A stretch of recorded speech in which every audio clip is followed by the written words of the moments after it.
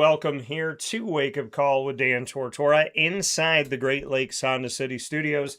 Wake Up Call is here with you Monday through Friday from 9 a.m. to 11 a.m. Eastern Time, and we appreciate you being here, hanging out with us where sports truly meets that thing called life, as we are here up and down the East Coast, the Midwest, the West Coast, and all around the globe on YouTube.com and Facebook.com, both /WakeUpCallDT, and on wakeupcalldt.mixlr.com. So as you can see, I am not alone in my studio, and on Wednesdays, this is what we do. It's called something, and I want you to see it before I say it. So here we go.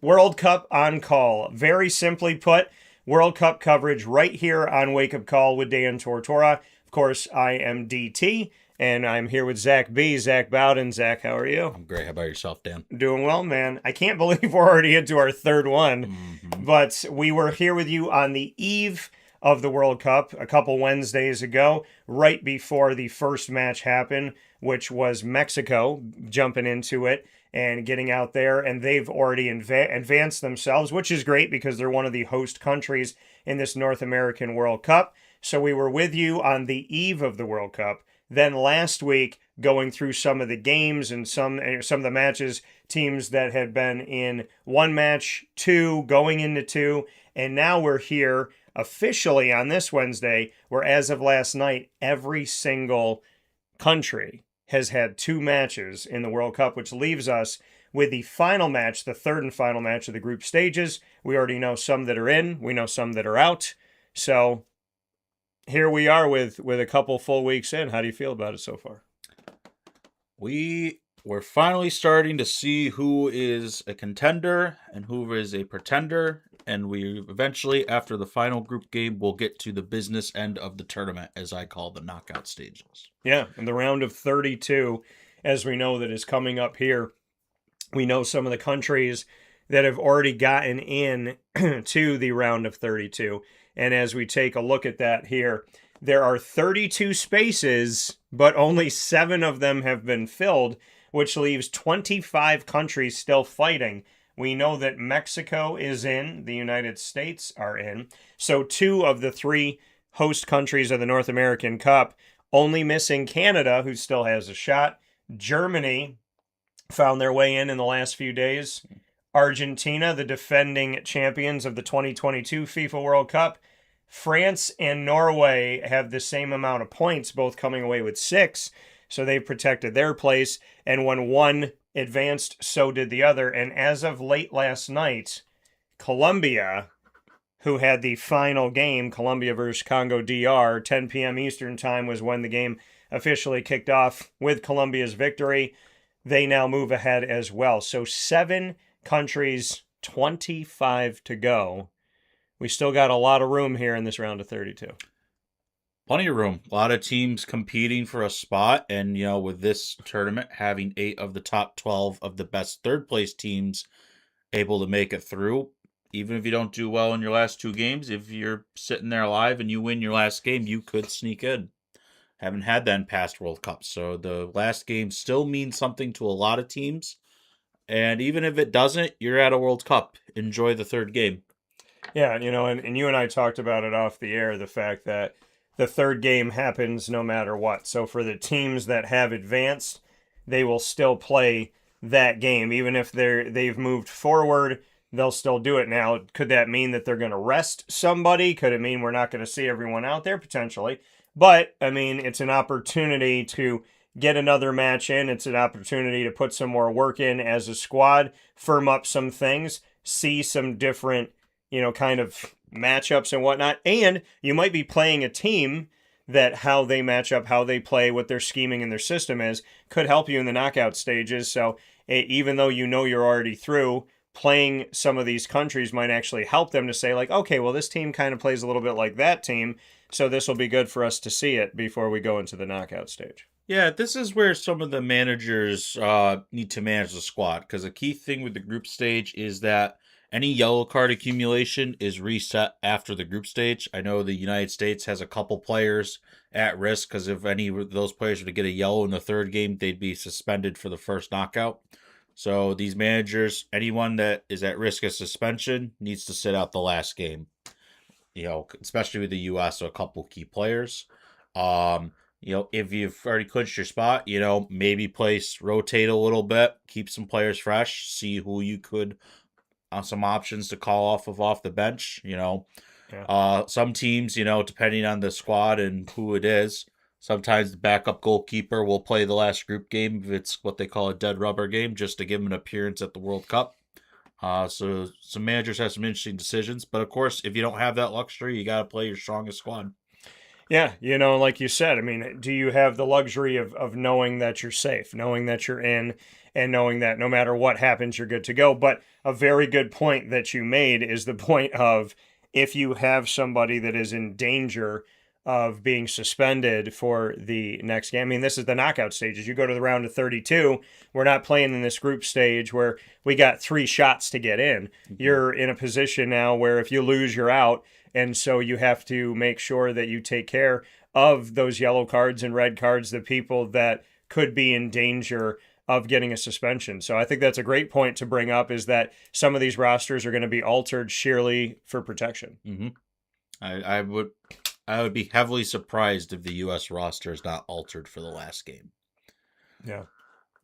Are you surprised that, I guess the question becomes, when it comes to the cards that some countries have gotten, are there some teams that you think surprise you in the danger that they're in? Like, are there some that you think have been carded that you didn't expect to be carded?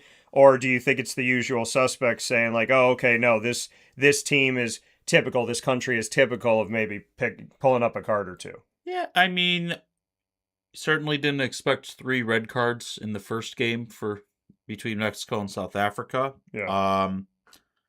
But, I forget which game it was. There's a new rule this World Cup where if you're talking to a player or ref and you cover your mouth and it's not like a friendly chat, yeah, if you cover your mouth, it's a red card.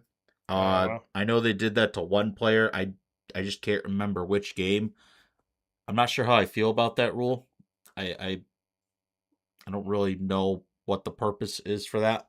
But it's there. These teams have to follow it, and one player found out the hard way.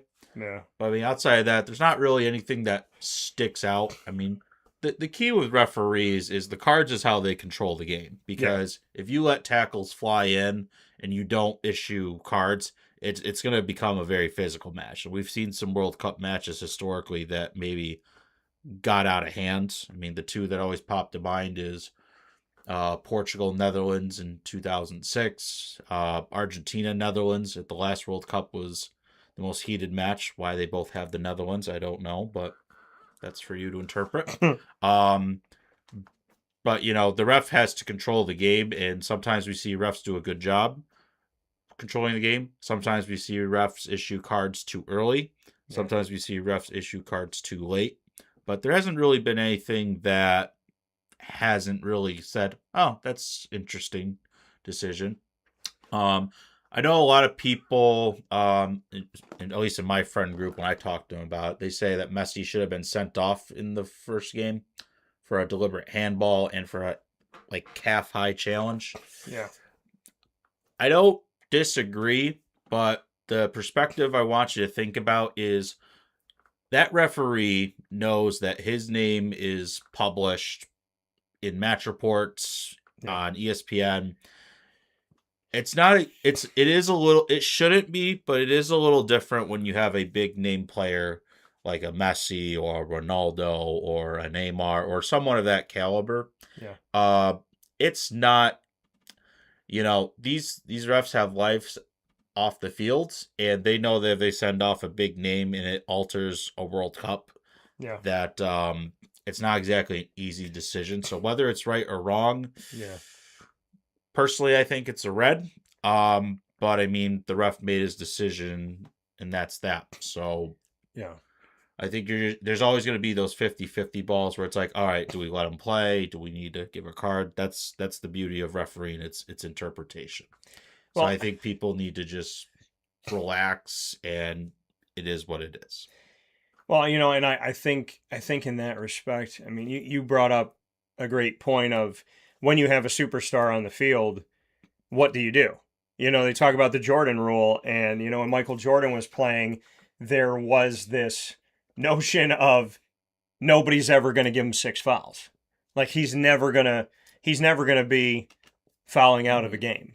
It's not going to happen. And I mean, to a certain extent, we would see that with some players, maybe Shaquille O'Neal, maybe Kobe Bryant, but it was like we're not going to let these players be out of the game, especially if the game is close, but we're never going to let a superstar go out. This guy that's not a household name, yeah, we'll give him 6 fouls, but if Jordan's playing more physical than this guy, maybe Jordan has 3. Yeah. So, that we call it the Jordan rule, right? Maybe that's the same thing with LeBron James now. So in the case of Messi or Ronaldo or some of the other guys that are here, Mbappe and whatnot, I guess in the vein that you were talking about with an official, with a referee,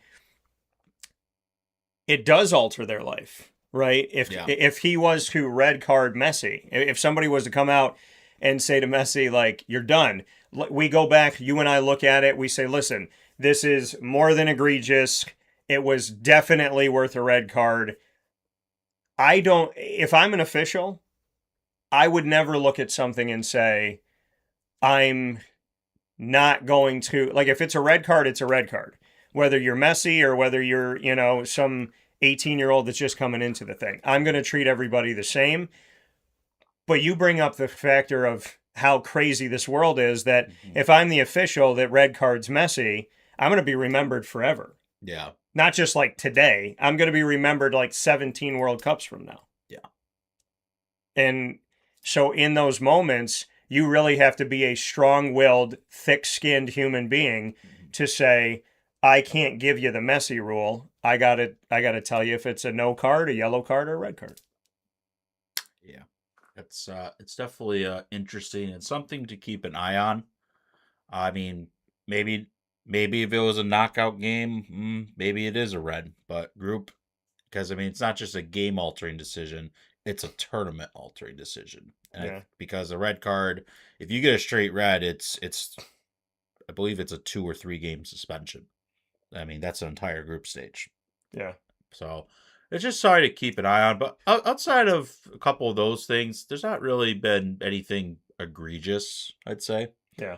Which is good because I think the last World Cup, there were some interesting decisions. But this World Cup seems to be going well so far in terms of the refereeing. And they have a tough job.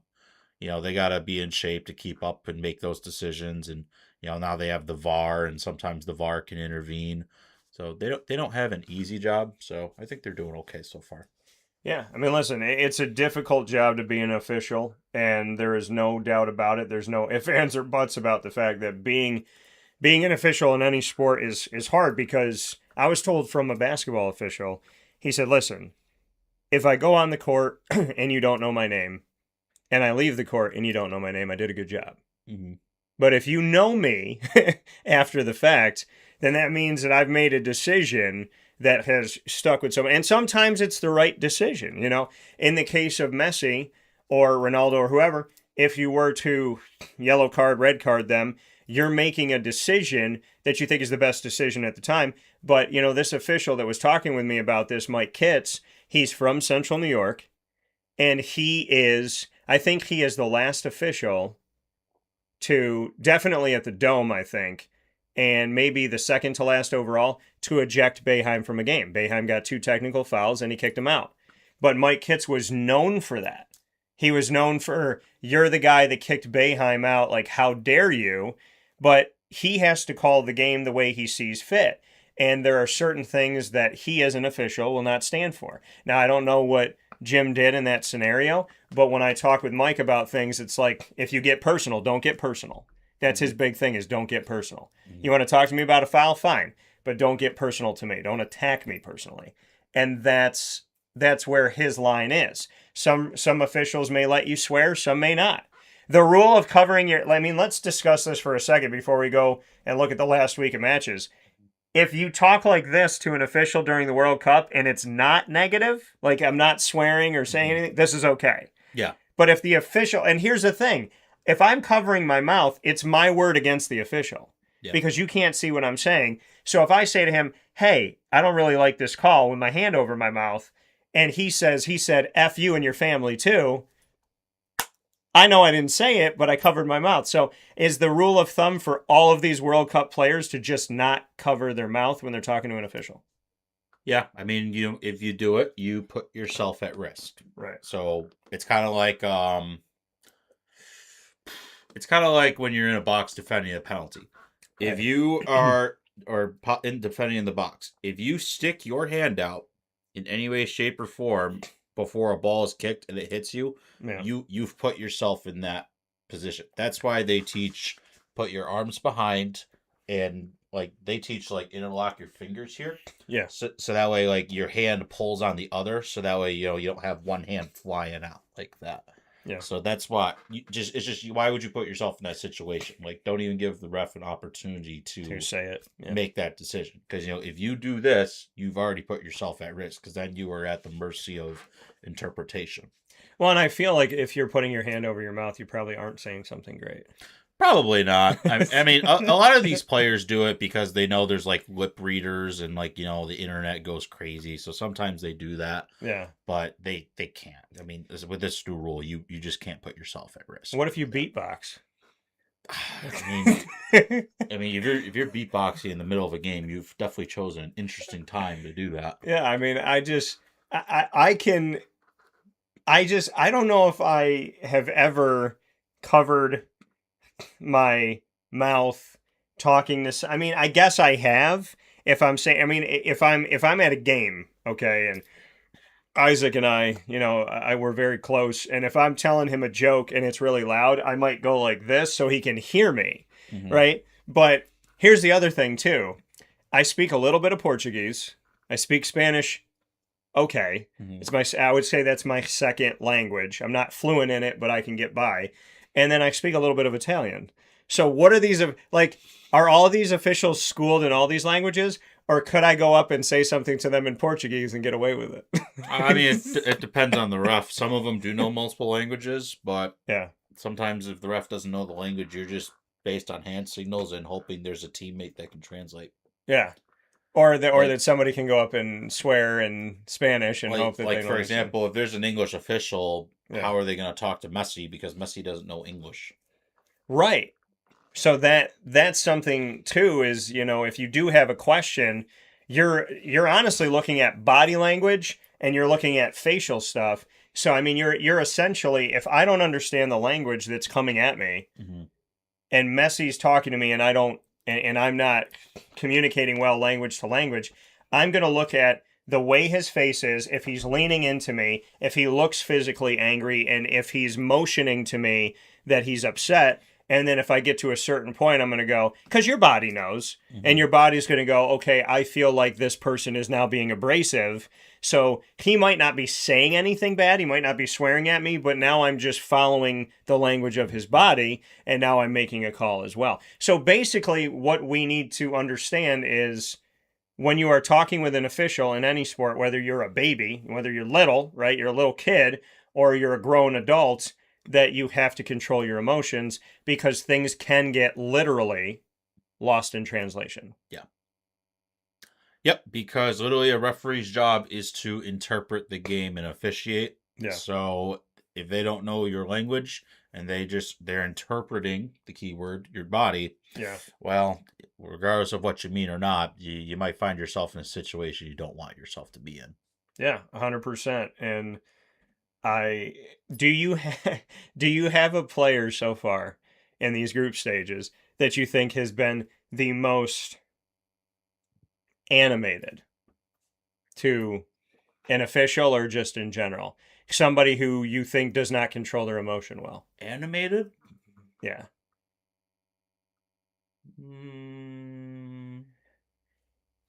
Because there's a couple things that I think, like, who is the one that you just feel like when you're watching a match, they just won't, maybe somebody that just won't shut up. Somebody who just keeps going. There's not really anyone that comes to mind. I Okay. know when he gets going a little bit, Vinicius Jr. can Okay. start to lose his emotion a little bit, but he Okay. hasn't done it this World Cup. But he does have a bit of a history. Who's the worst best faker of an injury? Faker? Yeah. Neymar. Although this World Cup he doesn't have to fake it, unfortunately. Yeah. Yeah, because I think I was watching a Red Bull New York game. And it's always confusing because they were the New York, New Jersey Red Bull. Then it was the Red Bulls. So it was like, do you put an S? Do you not put an S?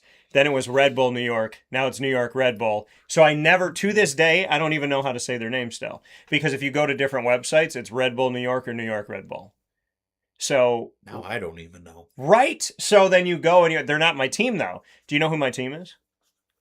They were my team a year before they played a match. For what? MLS? MLS. I picked them because I love the city.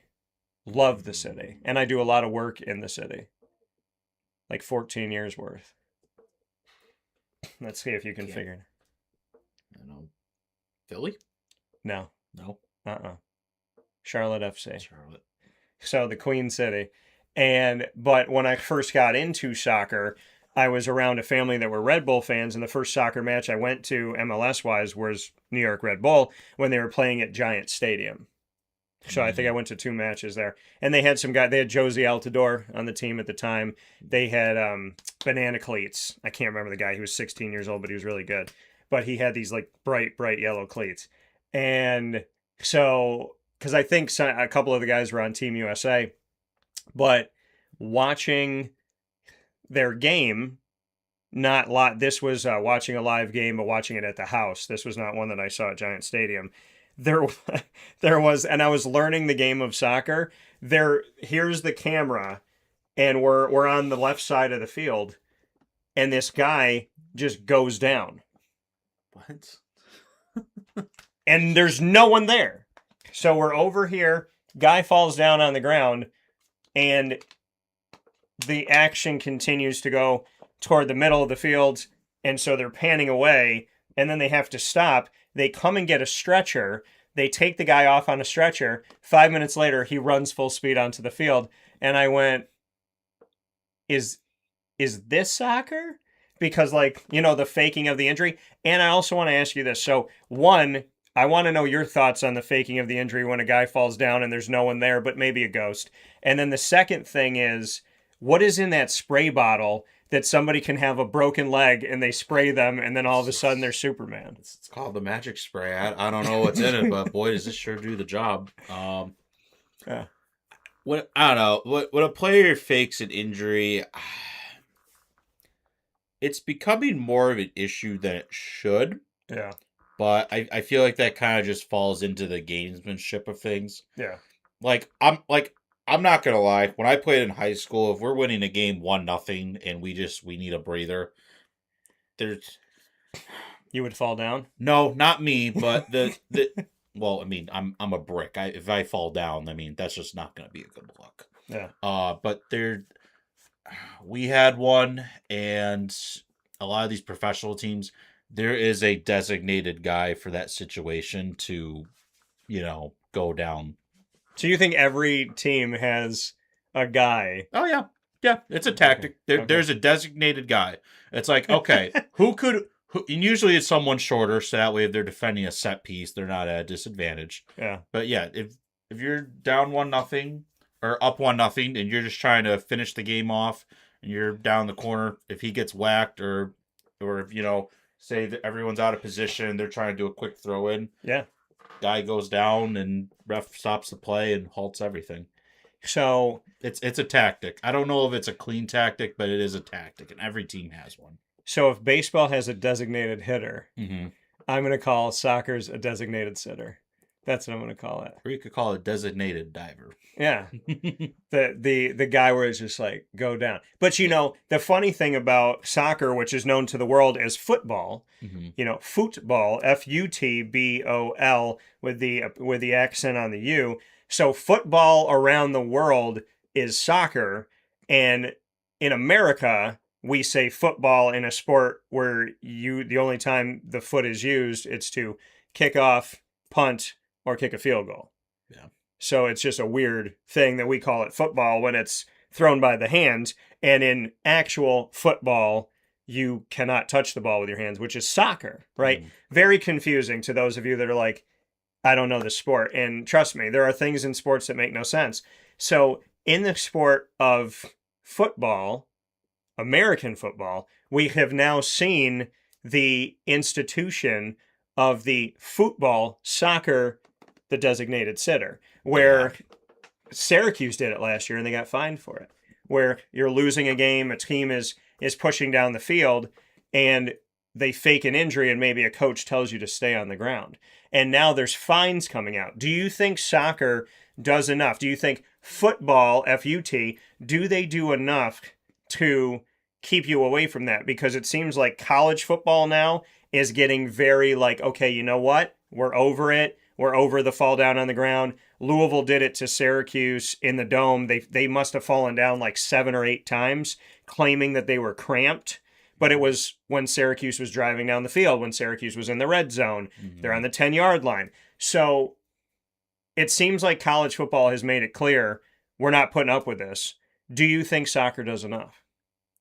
I don't know if they can do enough. Okay. We're talking about a practice that's been around for good part of a half century, if not more. I mean, yeah, like, actually a good example, the Portugal game yesterday, or it might have been the game against Congo. João Felix, he starts getting in a shouting match with our player where they're like this, super close, and the opponent leans forward to put his head into his face. Yeah. Joel stands there for a half second, then goes, "Oh, my face." Classic, right? Yeah. I think that's just part of the game. Do you like it? I mean, basketball flops now. So LeBron James, who's like 3% body fat, 280 pounds, somebody will brush up against him and he'll fly like Neo in the Matrix. Or who's the guy that blows in his ear? Oh, that's like Lance Stevenson. Oh, yeah, God. I actually interviewed Lance Stevenson when he came into the NBA. Really? Yeah, a while back. So when he was a Pacer, I talked to Lance Stevenson. Oh, yeah, I forgot he was on the Pacers. So I didn't understand that, though. Why go? Because it's a tactic. Yeah, but... Because what man wants another man to blow in their ear? Yeah, but how do you even think of that, though? I'll tell you. It's so strange. Right. It's a weird thing to do. If we were sitting here right now and I blew in your ear, you would be very uncomfortable. Which is exactly what that's what he wanted from LeBron. Yeah, but it's just why that though? I don't know. I would say let me be real with you about this. If I'm okay, let's say hypothetically I'm dating somebody and out of nowhere we're at dinner and she leans in and blows in my ear. Like, that's weird to me. Even if it's a female. Like, who does that? Who's going to blow in somebody else's... But that's what Lance Stevenson did. He's getting under your skin. He's making you feel weird. There's people... And this is my thing. You know my wit. You know that I'm quick with what I'm going to say. So you've been around me. And I'm the type of person... where if you try to hit me with something, I'm not losing that battle. Like, if you want to go back and forth, it's like a rap battle to me. I'm going to do it till you quit. So I'm going to keep witting. And so I tell my friends, I had one friend in the past, I said, either you're going to give up or go to sleep because you're not going to get me.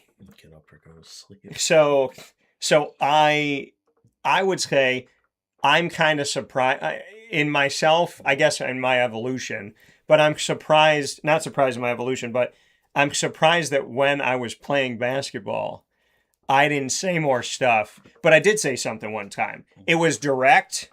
So there was this, I don't know if I told you this. So there was this kid, right? And I was playing in high school. I was playing St. Joe's, and this kid was going after the ball. Coach looked at me and was like, hey, the ball comes in, 20 seconds left. Just hold on to the ball. Like, we're going to win this game. Just hold. I think we were up by 4 or something. Like, we were up by something where you don't foul me right away. So I got the ball. They passed me the ball, dribbling the ball, right? Kid's on my left-hand side, and he's going for the ball, right? And I get it. If I'm him, try and get the ball. trying to get the ball. I'm not letting him get the ball. I said, he's not getting the ball. I don't want to get in trouble with coach. I'm not going to lose my playing time. So I dribble. Then he can't get the ball, so he starts hitting me. Okay? Starts pulling at me, starts ripping at me. Now he's pulling my arm. Now I pick the ball up, and he's ripping at me. And I'm looking at the ref, and I'm going, really? Like, you're letting this happen right now? So the game ends, I think, like, right before the game ends, the ball drops, it goes off my foot, but time expired already. I go and pick the ball up. I walk over to the kid, and I said, I think I found what you were looking for, and I shoved it in his chest. I'm surprised in other moments that I didn't say stuff, because I know my wit, and I know that I could say something off the wall that can catch somebody and make somebody uncomfortable.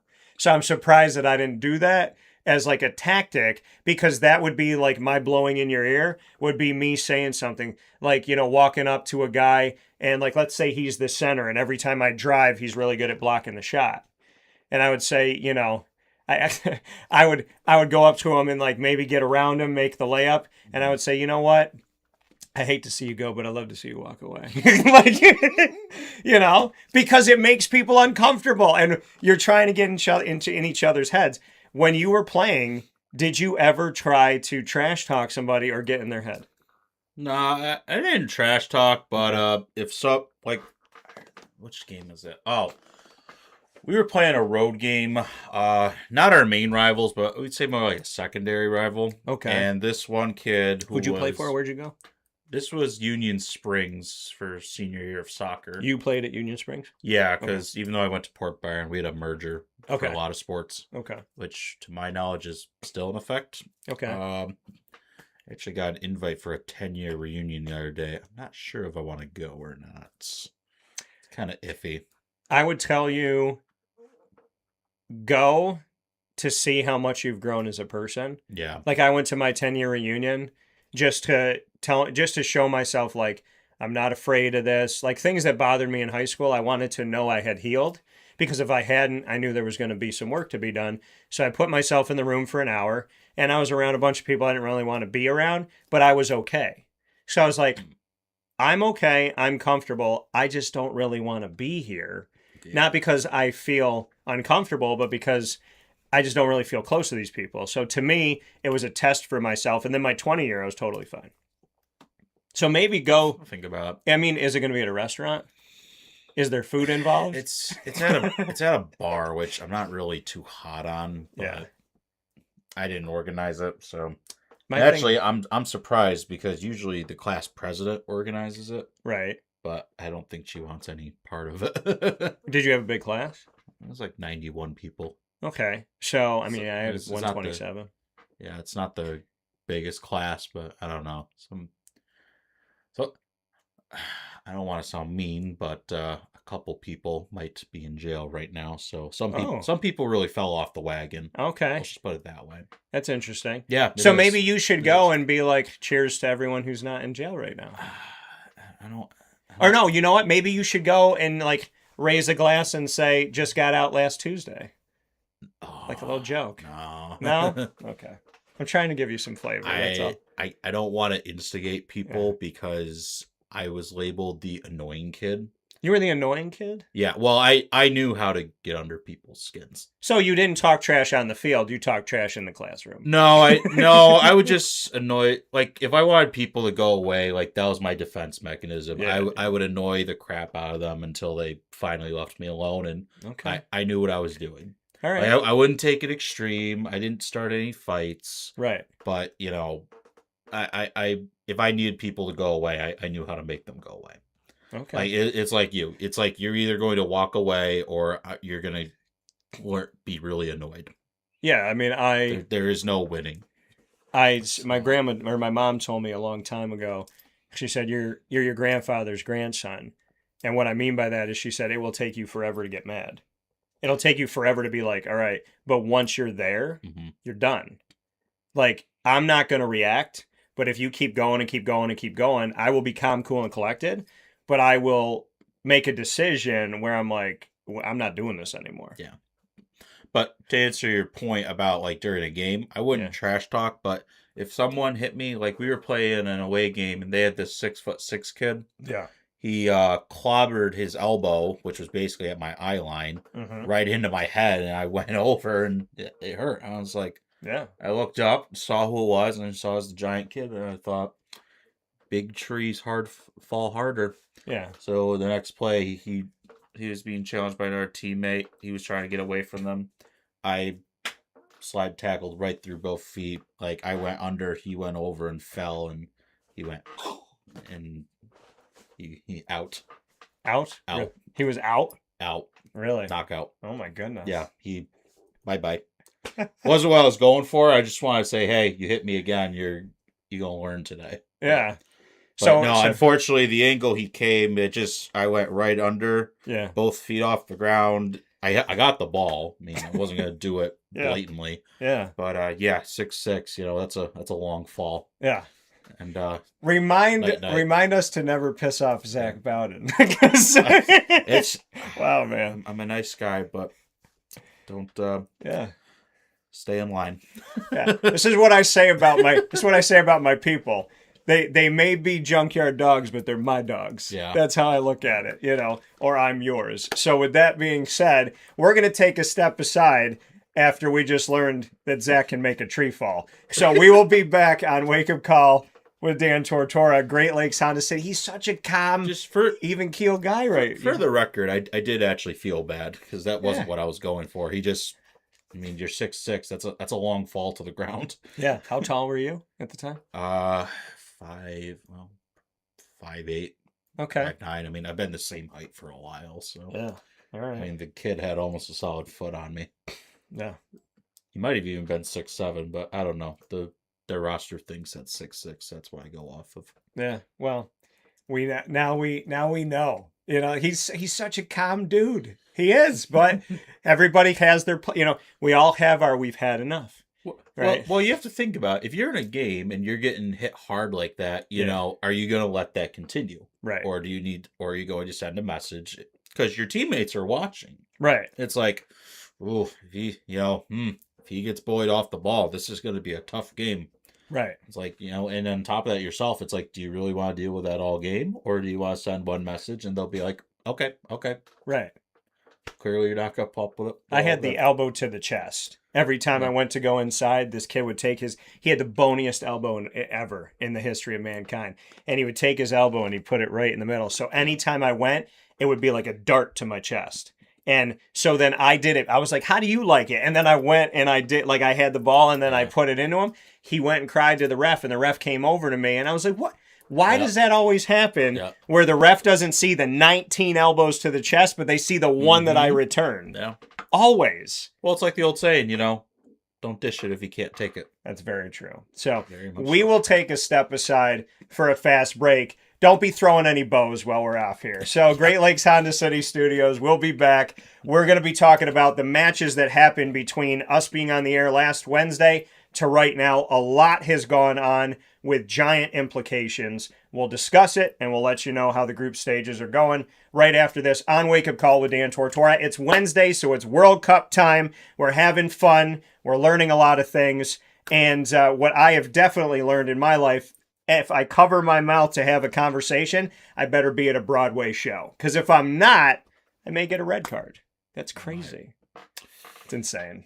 We'll be back right after this. Stay with us. Here's a message from Renee from Brian's Landing, located on 6523 East Seneca Turnpike in Jamesville, New York. Open Tuesdays and Wednesdays for dinner, Thursday through Saturday for lunch and dinner, and Sundays for brunch. It's a lot like the way that my mom and dad ran their restaurant. We have put in place a lot of people that are family to us, very similar to how my dad hired people that were family to him. And then the tradition I'm carrying on is a lot of the items that are on our menu are my dad's. And he taught our chefs how to recreate his dishes. So I think that Tommy McInerney, who our executive chef is, to him it is an art. And I think that when he does create a dish, it's not just about making the food taste delicious, which is definitely our priority, but it's an art to him, and it's almost like his canvas on a plate where He just wants the colors to look great, and people love it because he takes pride in that. And Brian and I appreciate that. We want it to obviously look good and taste good. I will tell you, when we opened up, it was 6 weeks before COVID. And what was amazing was the community, our friends and family stepped up, and everybody did takeout. Everybody supported us. Our hearts were just so filled. So to Brian and I, obviously our friends come all the time, and we just have repeat customers in Jamesville, and I think people going to our previous restaurant in Green Lakes are making the trip to come to Brian's Landing to support us. And I mean, I think we have great food and a great atmosphere. So it's very, very important to us. Head to Brian's Landing, located on 6523 East Seneca Turnpike in Jamesville, New York, where memories have become recipes that are now meals to share with you. Tuesdays and Wednesdays for dinner, Thursday through Saturday for lunch and dinner, and on Sundays for brunch. And be sure to come out for live music Friday, Saturday, and Sunday.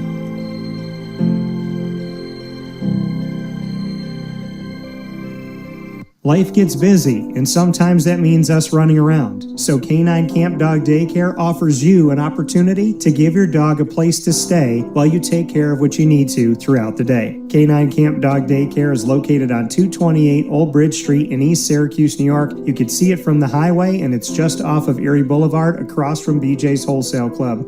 Call 315-437-7110. That's 315-437-7110 to schedule an appointment to bring your dog in and tour the facility. Appointments are Monday through Thursday after 6:30, where you and your dog can see everything that Canine Camp Dog Daycare has to offer, including a self-serve dog wash and a retail store filled with all of your dog's wants and needs, including food, treats, harnesses, leashes, and more, making Canine Camp Dog Daycare your one-stop shop for your furry-loving friend. Right, Lily?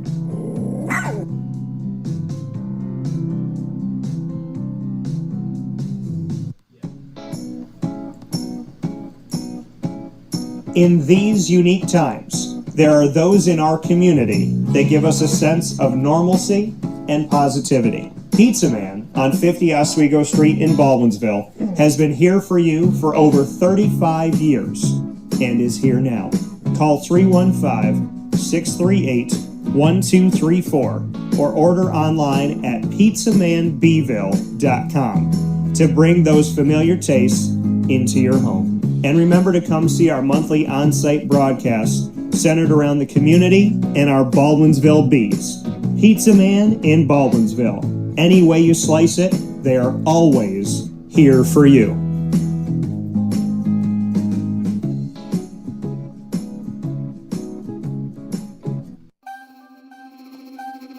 This is Jim Dispenza, owner of Game Point Sports Complex.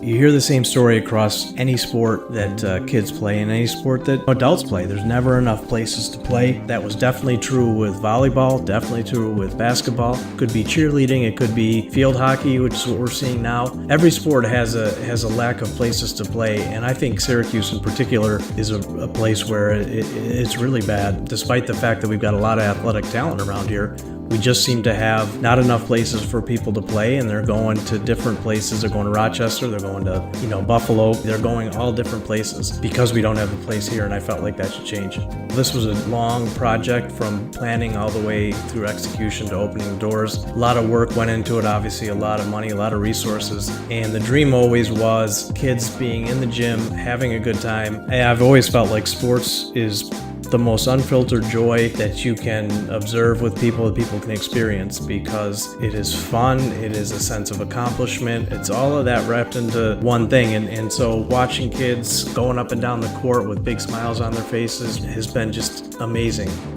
experience. I'm looking forward to years to come of that same thing. We've taken the time to invest in multiple sports, and then what we're finding is the mere fact that we have a large, clean, well well-lit space has opened a lot more doors for us beyond basketball, volleyball, pickleball. Now we're having some interest from cheerleading. We've got girls field hockey coming in. And then also there's quite a bit of room for spectators. We've got bleachers, we've got benches, we've got a concession lounge where people can get food and drinks. We're going to have multiple sports going at the same time, using every square inch of this place for what it was conceived for, which is basically people to come in, have a good time in the sport that they prefer. We manage each situation differently. Everybody has different ability to afford different things. Some are bringing 10, 15 people, some are just 2 people. I've had a lot of situations where it's a father shooting around with his son, it's a mother playing pickleball with her daughter or with her son, and in those situations come up and we work with people, and that's allowed us to have groups from 2 people up to 30 people and have some flexible pricing behind it. We're an organization that is here to work with the community any way we can, and I guess part of it is just making sure that we have the flexibility to put together a plan that makes sense regardless of the size of your group. So in order to book time, the best option is to go to our website, gamepointsports-syr.com. You can click from there and sign up for events, sign up for your own particular training, sign up for birthday parties, all of that.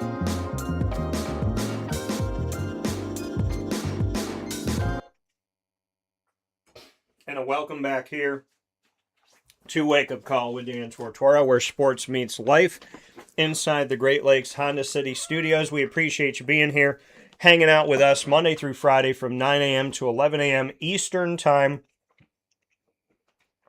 Cannot thank you enough for being a part of the show here on Wake Up Call with Dan Tortora. So once again, welcome back to Wake Up Call inside the Great Lakes Honda City Studios. Great Lakes Honda City you can get to by going to 7140 Henry Clay Boulevard in Liverpool, New York.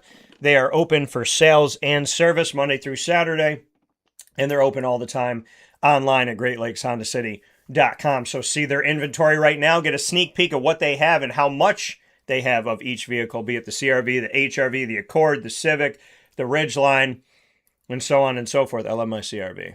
Love it. So I've had CRVs for many, many years. Pretty much almost the entire time I've been a driver, I've had a CRV. So I am a fan of them. They're good on the road. And I will tell you this, in central and upstate New York, there's a lot of Honda CRVs because they have all-wheel drive. And you know that we have ice and snow half of the year. So we got to be safe. So I'm here with my guy, Zach Bowden, myself, Dan Tortora, a.k.a. DT. World Cup on call. We're talking about the World Cup here in 2026 in North America. And we are going to look at how this past week has gone to get to where we are today. So as of last Wednesday, after we were on the air, Austria faced off against Jordan, won 3-1. Portugal split with Congo DR. This is also perfect timing because these games that were played, these are also the countries that played last night. So where these matches were to where they are today. So England defeated Croatia, Ghana defeated Panama, Uzbekistan fell to Colombia, and then on Thursday of this past week, we saw a tie between Czechia and South Africa, which has affected them both in a negative way. Switzerland took down Bosnia-Herzegovina. Canada got their first ever World Cup win. Can we stop there, park it for a second? Canada's never won a World Cup game. How weird, but who believes that? If I walked up to somebody on the street and said, do you know that Canada had never won a World Cup game? Never, ever won one single match. Maybe tie, lose, but has never outright won. I mean, that just sounds weird. It sounds like it couldn't have been true. Well, there was a while where we didn't see Canada at World Cups, so... Yeah. But, good for them. Especially 6-0. I mean, geez. Pretty sure their one guy had a hat trick in that game. But yeah, they got it done, and they're sitting on 4 points right now. Really could have been 6, but 4's good, and they got a good chance to get through. One more point will definitely clinch it. They defeated a team that we still are wondering, is it Qatar or Qatar? So, when the guy says it, Qatar. That's how they talk about it when they're on there. I'm going to elect for the former. Okay, Qatar. Just so I don't sound weird. Qatar. Yeah, there's no way. I hear it in my brain, but however I say it, I feel like I sound weird. Yeah. Qatar. Well, I mean, if you see a Qatar Airways, they say Qatar. Right. So I mean, that's what I'm going off of. lock in and stick with it. Yeah. Mexico defeated the Korea Republic. Very fortunate. And then, 1-0. And then on Friday of this past week, the United States beat Australia. I thought that this would be a good matchup. Both had 3 points going into it. So whoever was going to win this match, if they had tied, then they both would be looking to move forward. But the United States was able to get the victory. They scored both goals, I believe, in the first half. They did. And then just held on. And then Scotland fell to Morocco. Morocco, all I got to say to you, there's certain countries that I circle. So here on Wake Up Call to all my Moroccans out there, and I'm going to say 2 things. One, Morocco is a team that I have come to cheer for a little bit here.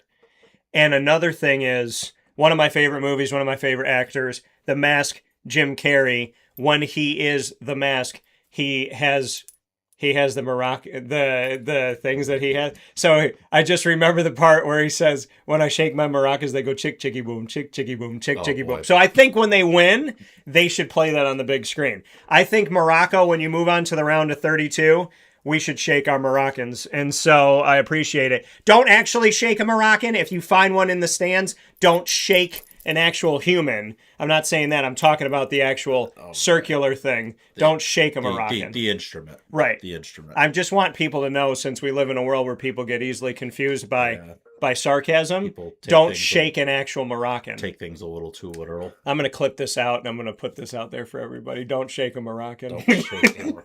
Shake a Moroccan, but not that. So, easy transition. Brazil won over Haiti, 3-0, Brazil being Brazil. And Paraguay did get a victory over Turkey, which is a good thing for them. The Netherlands do what the Netherlands do. They went up against Sweden, who I consider to be a pretty good team here. They beat them 5-1. Germany defeated the Ivory Coast, sad face. They're another one, like Morocco. They're one of my smaller countries that I circle. And Germany beat them 2-1. Ecuador tied with Curacao, the smallest country in the World Cup, 0-0. And then we saw Japan take it to Tunisia, who has now been knocked out. They won 4-0. Spain said, hold my beer. They won 4-0 over Saudi Arabia. And it now means that Saudi Arabia will not be, they're not going to be able to afford Live Golf anymore because of how badly they got beaten. I don't think they could afford it even before this tournament started. I just wanted to strike something in you, and I did. And then Belgium split with Iran, which was is Belgium the most confusing former good team? It's definitely the most disappointing. Yeah. 1 goal scored in 2 games, and it was an own goal. Yeah. It's just Makes you feel good. Not a very good. It's just like the Euros 2 years ago. They struggled to score. Yeah. Even with all the talent they have. Is Iran shockingly better than people think? I mean, they've had a couple. I mean, to me, it's not shocking because they can play. Yeah. But for people that don't pay attention outside of this 1 month every 4 years, to them it probably is shocking. I mean, the 2 games they played, they've tied in both. Yeah, I mean, if you look at the group, it's really not the strongest of groups. There's not like one team just dominating. No, it's everybody. wide open. It's Egypt, Iran, Belgium, and New Zealand. Yeah. You would think New Zealand would be better. They have 1 point right now. You'd think Belgium would be better. They have 2. Iran has 2 that people might have overlooked, and Egypt is leading the group with 4. Yeah. I mean, this to me is one of the most exciting groups because there was no dominant country coming in. Yeah, I mean, everyone thought it'd be Belgium, but Belgium's been they're probably the most disappointing team of the tournament. Yeah. In terms of expectation and the talent levels available to them, they are definitely the most disappointing. Yeah. And, I really wouldn't be surprised if they failed to make the knockouts. I would not be surprised at this point. I think Egypt is the team to beat. And they defeated, last Sunday, they defeated New Zealand 3-1, and New Zealand now in last place in that group. Uruguay and Cabo Verde tied, which Uruguay, a team that I think has gotten better over time. Cabo Verde definitely bringing it to them. And shout out to Cabo Verde for how they've played Spain and Uruguay. And now Spain and Uruguay are going to play each other, with Cabo Verde having stolen some points away. So and the last game is Saudi Arabia, so they could get through. Yeah, true. And then we look at Argentina defeated Austria 2-0. France over Iraq 3-0. Norway over Senegal 3-2. Shout out to Senegal.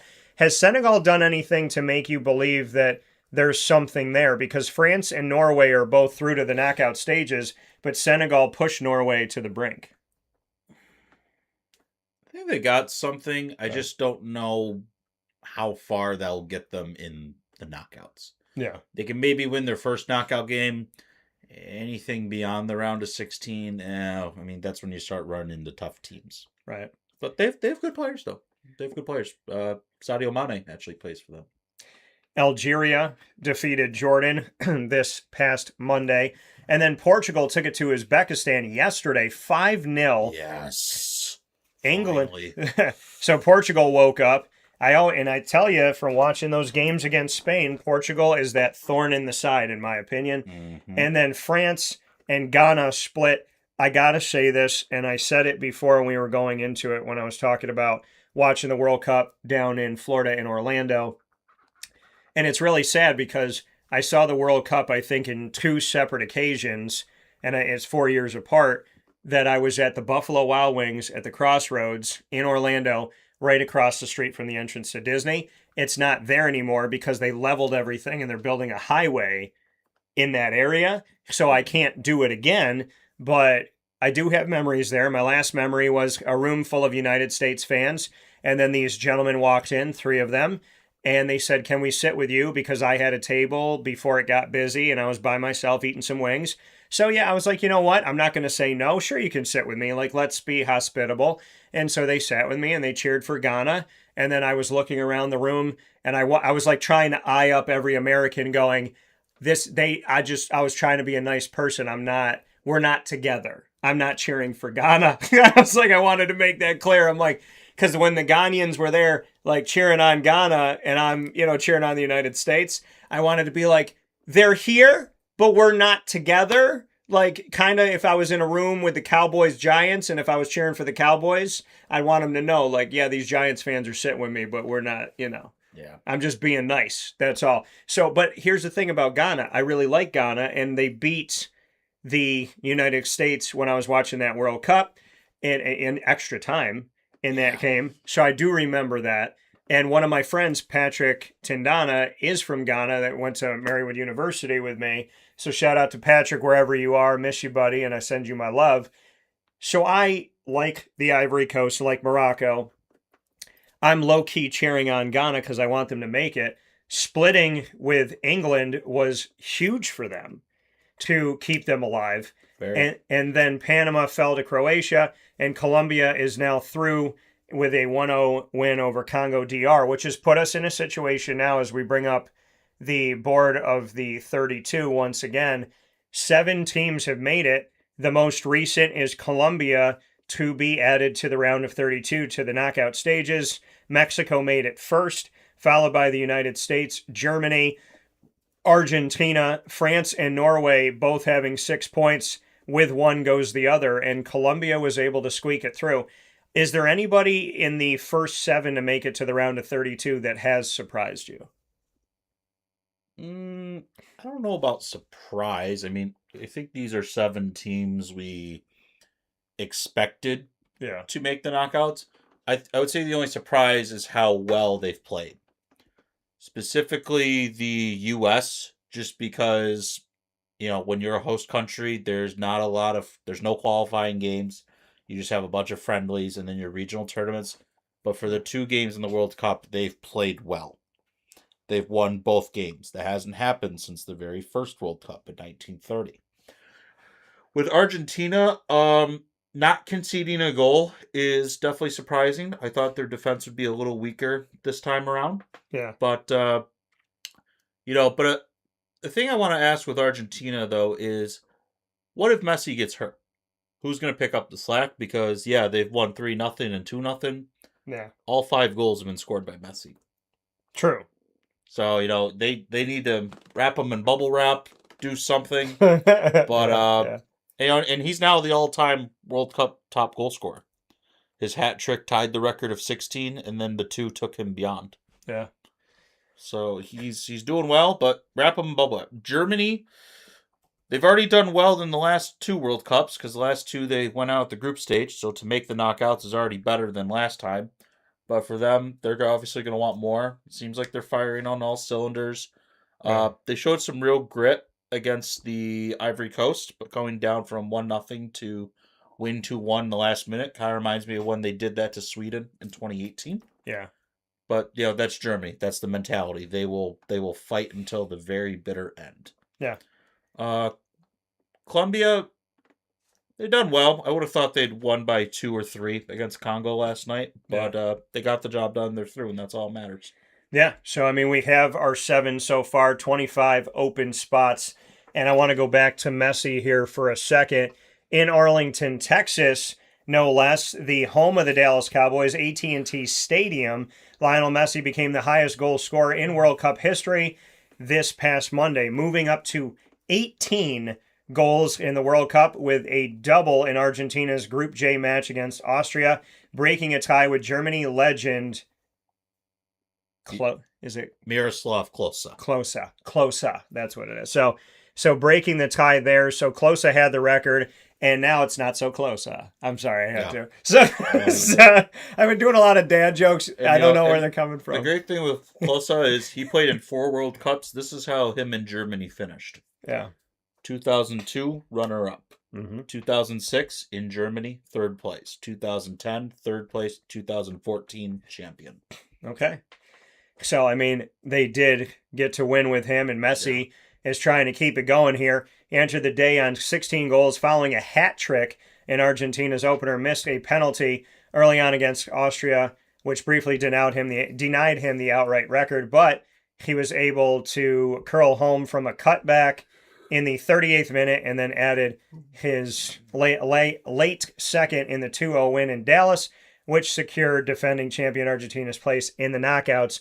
He now has scored in 6 consecutive World Cup games since 2022, and his 18th goal all-time moves him clear of Women's World Cup top scorer Marta, who has 17. So now, Men's and Women's World Cup, Messi is the overall 2-gender leader all-time in the history of the World Cup.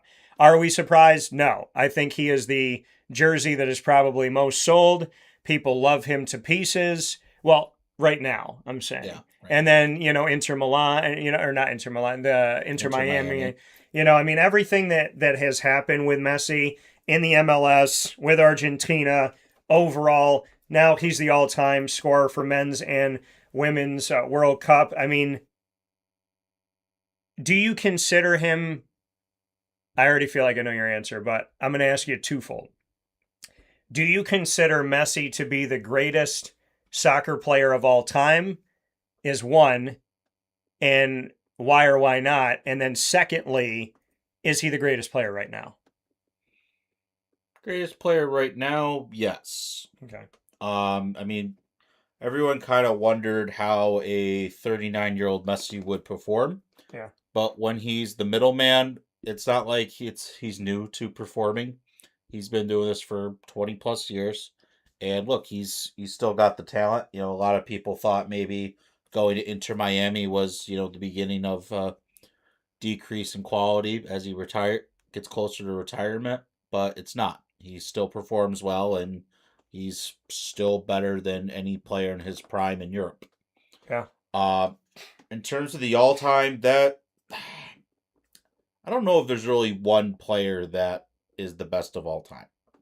Some say Pele, some say Maradona, some say Messi, some say Ronaldo, some say, heck, even Zidane could be thrown into that argument. Yeah. But it's hard to say. But I mean, he is definitely top 3. He's definitely top 3. And who's the greatest for you? I mean, it's a little biased, but I will say Ronaldo, just because with his 2 goals yesterday, he now has 975 career goals. Amongst everywhere he's played. Mm-hmm. Like in total for his whole career. Yep. 975. Club career, senior club career, and international goals, 975. That's crazy. He is the top goal scorer in the Champions League. He is the top international goal scorer at 145. Yeah. He has, I believe, the most international appearances Okay. of 230 something. Yeah. And most Wow. Champions League top scorer awards with 7. The top goal scorer in the history of Real Madrid. And think about how many great players have played for Real Madrid the last century. Yeah. Zidane included. Yeah. There's a lot of them. So I think, and just he's done it in different places: England, Spain, Italy, Saudi Arabia.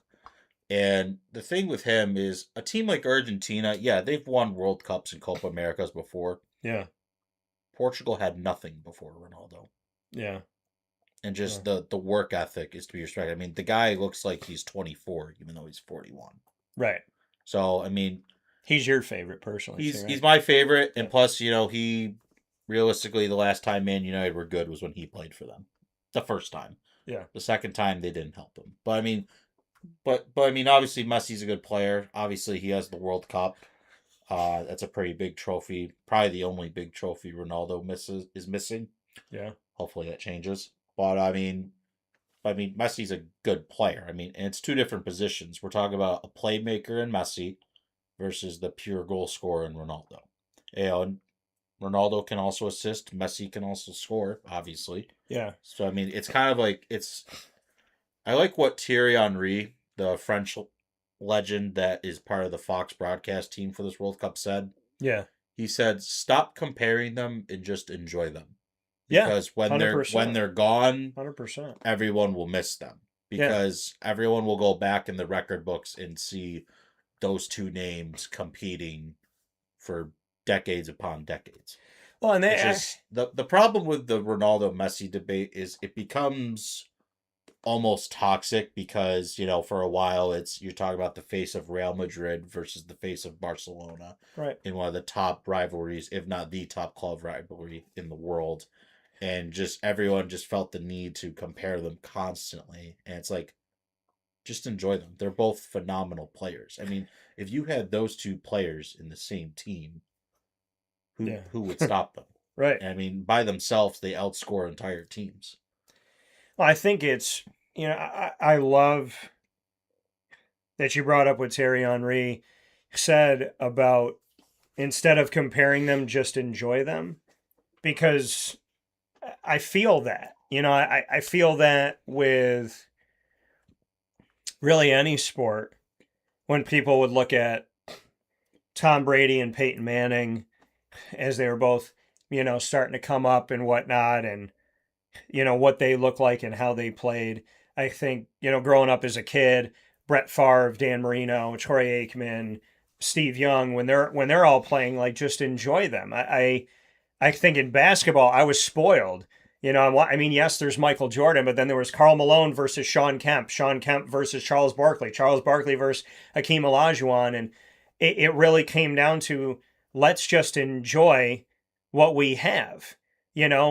People talk about the Yankees, who's better between Jeter and A-Rod at a certain time. And now is it Jeter or Aaron Judge? And it's like, why can't we just enjoy who we have at the time that we have them? I think the conversation, and you said it, the conversation of Ronaldo and Messi and who's the best and who's this and who's that and who would you rather have and whatever, that's a conversation that can happen until the end of time, but let's have it when they're both done. Let's have it when the jerseys are hung up. Let's have it when we want to keep their name alive. We want to keep their legacy alive, but we don't need to have it right now while they're still playing. Yeah, and I like that. The one thing I don't like is both players' fan bases, at least on the internet, are toxic. They trash talk the other player, and it's like,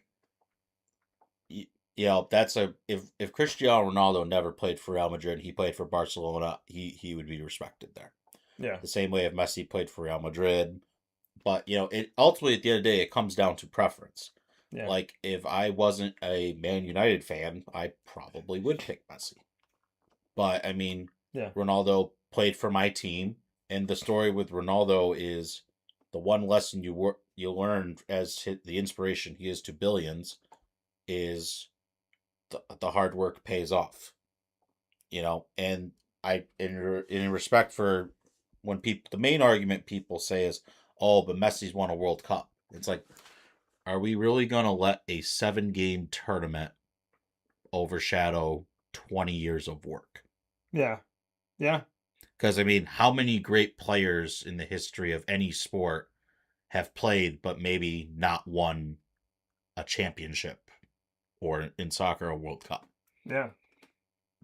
Are they not a great player just because they didn't perform for a 7-game tournament or a 4-game final series? Well, and that's a question that comes up with anything, How many good baseball players never won a World Series?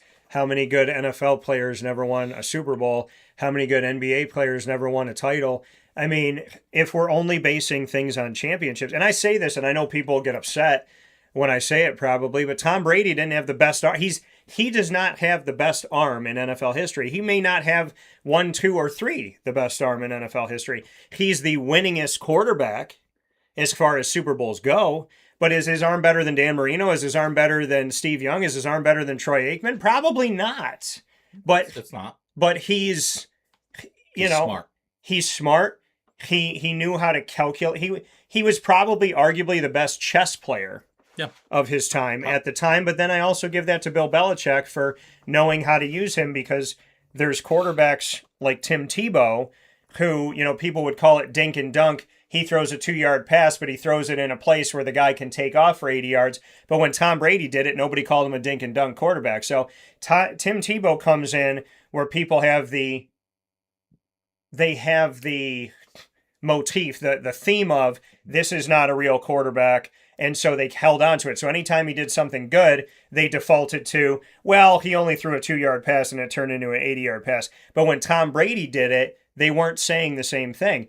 If you go back and you look at Tom Brady's numbers, without a James White, without a Wes Welker, without a Danny Amendola, he doesn't have 6, 7, 1,000 yards that season added to his total, because he always had guys that had yard after catch. And I remember one year, James White had almost 700 yards after he caught the ball. But all of that goes to Tom Brady. So if we're going to knock Tim Tebow for short passes that end up being long gains, why didn't we do that to Tom? So it's always who's getting this. Like, Tom was always on the right side of the story, and Tim Tebow was always on the wrong side. If Tim Tebow did something good, it was a rarity. If Tom did something good, well, that's because he's the greatest. So you have to look at narratives.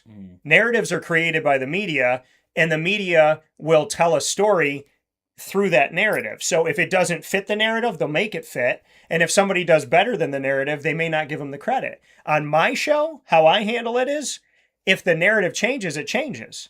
If I think I thought Geno Smith was not going to translate to be a good quarterback in the NFL, then he went to Seattle, he proved me wrong. And so I said, remember when I said he'd probably be a good receiver but not a good quarterback? Well, I guess I was wrong.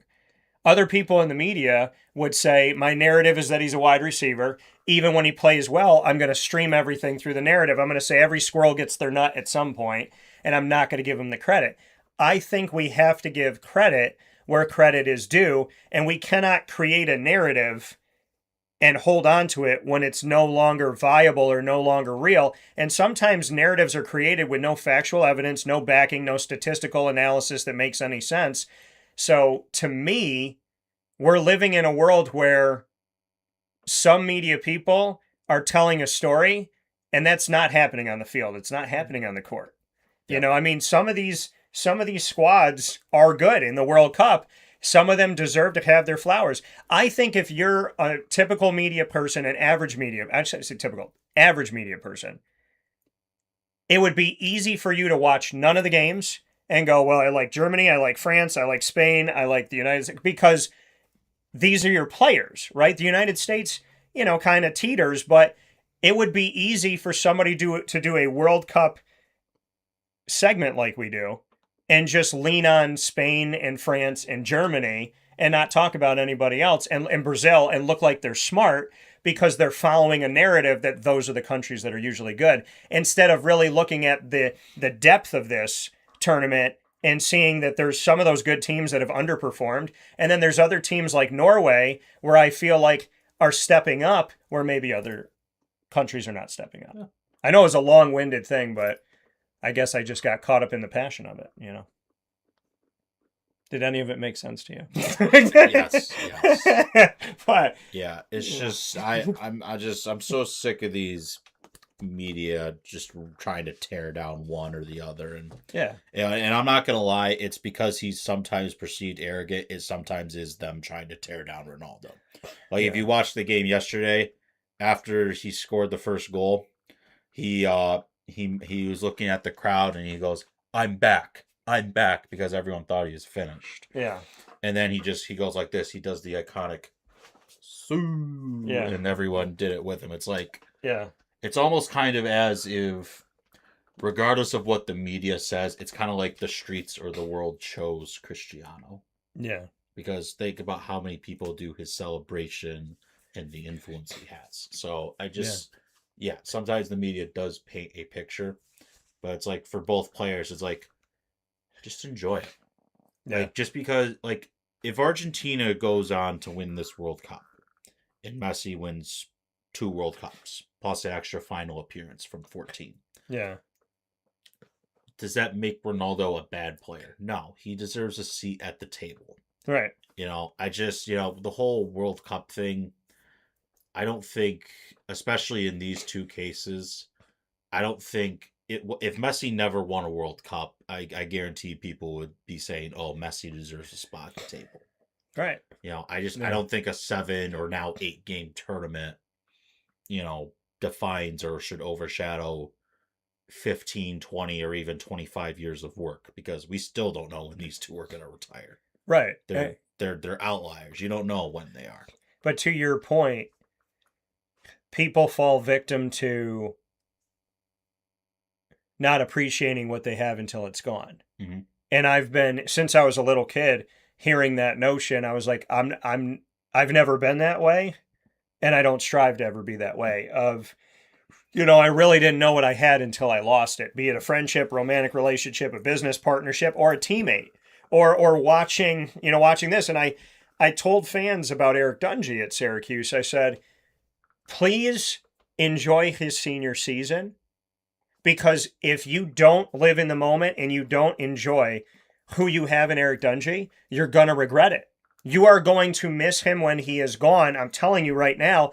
And I had a fan a year later, and he wrote into me and he was like, Dan, like, you were right. I was one of those people that did not appreciate it. And now I wish he had another year of eligibility. Like, the media is so much on to the next, that how many times, think about it. The Knicks won the NBA Finals. The night they won the finals, before the clock struck midnight, there was an article, I won't say what website it was on, but there was an article from a major sports network that said, here are the teams we think will beat the Knicks next year. The night that the Knicks won. And to me, you and I are living at a time where Messi and Ronaldo are playing.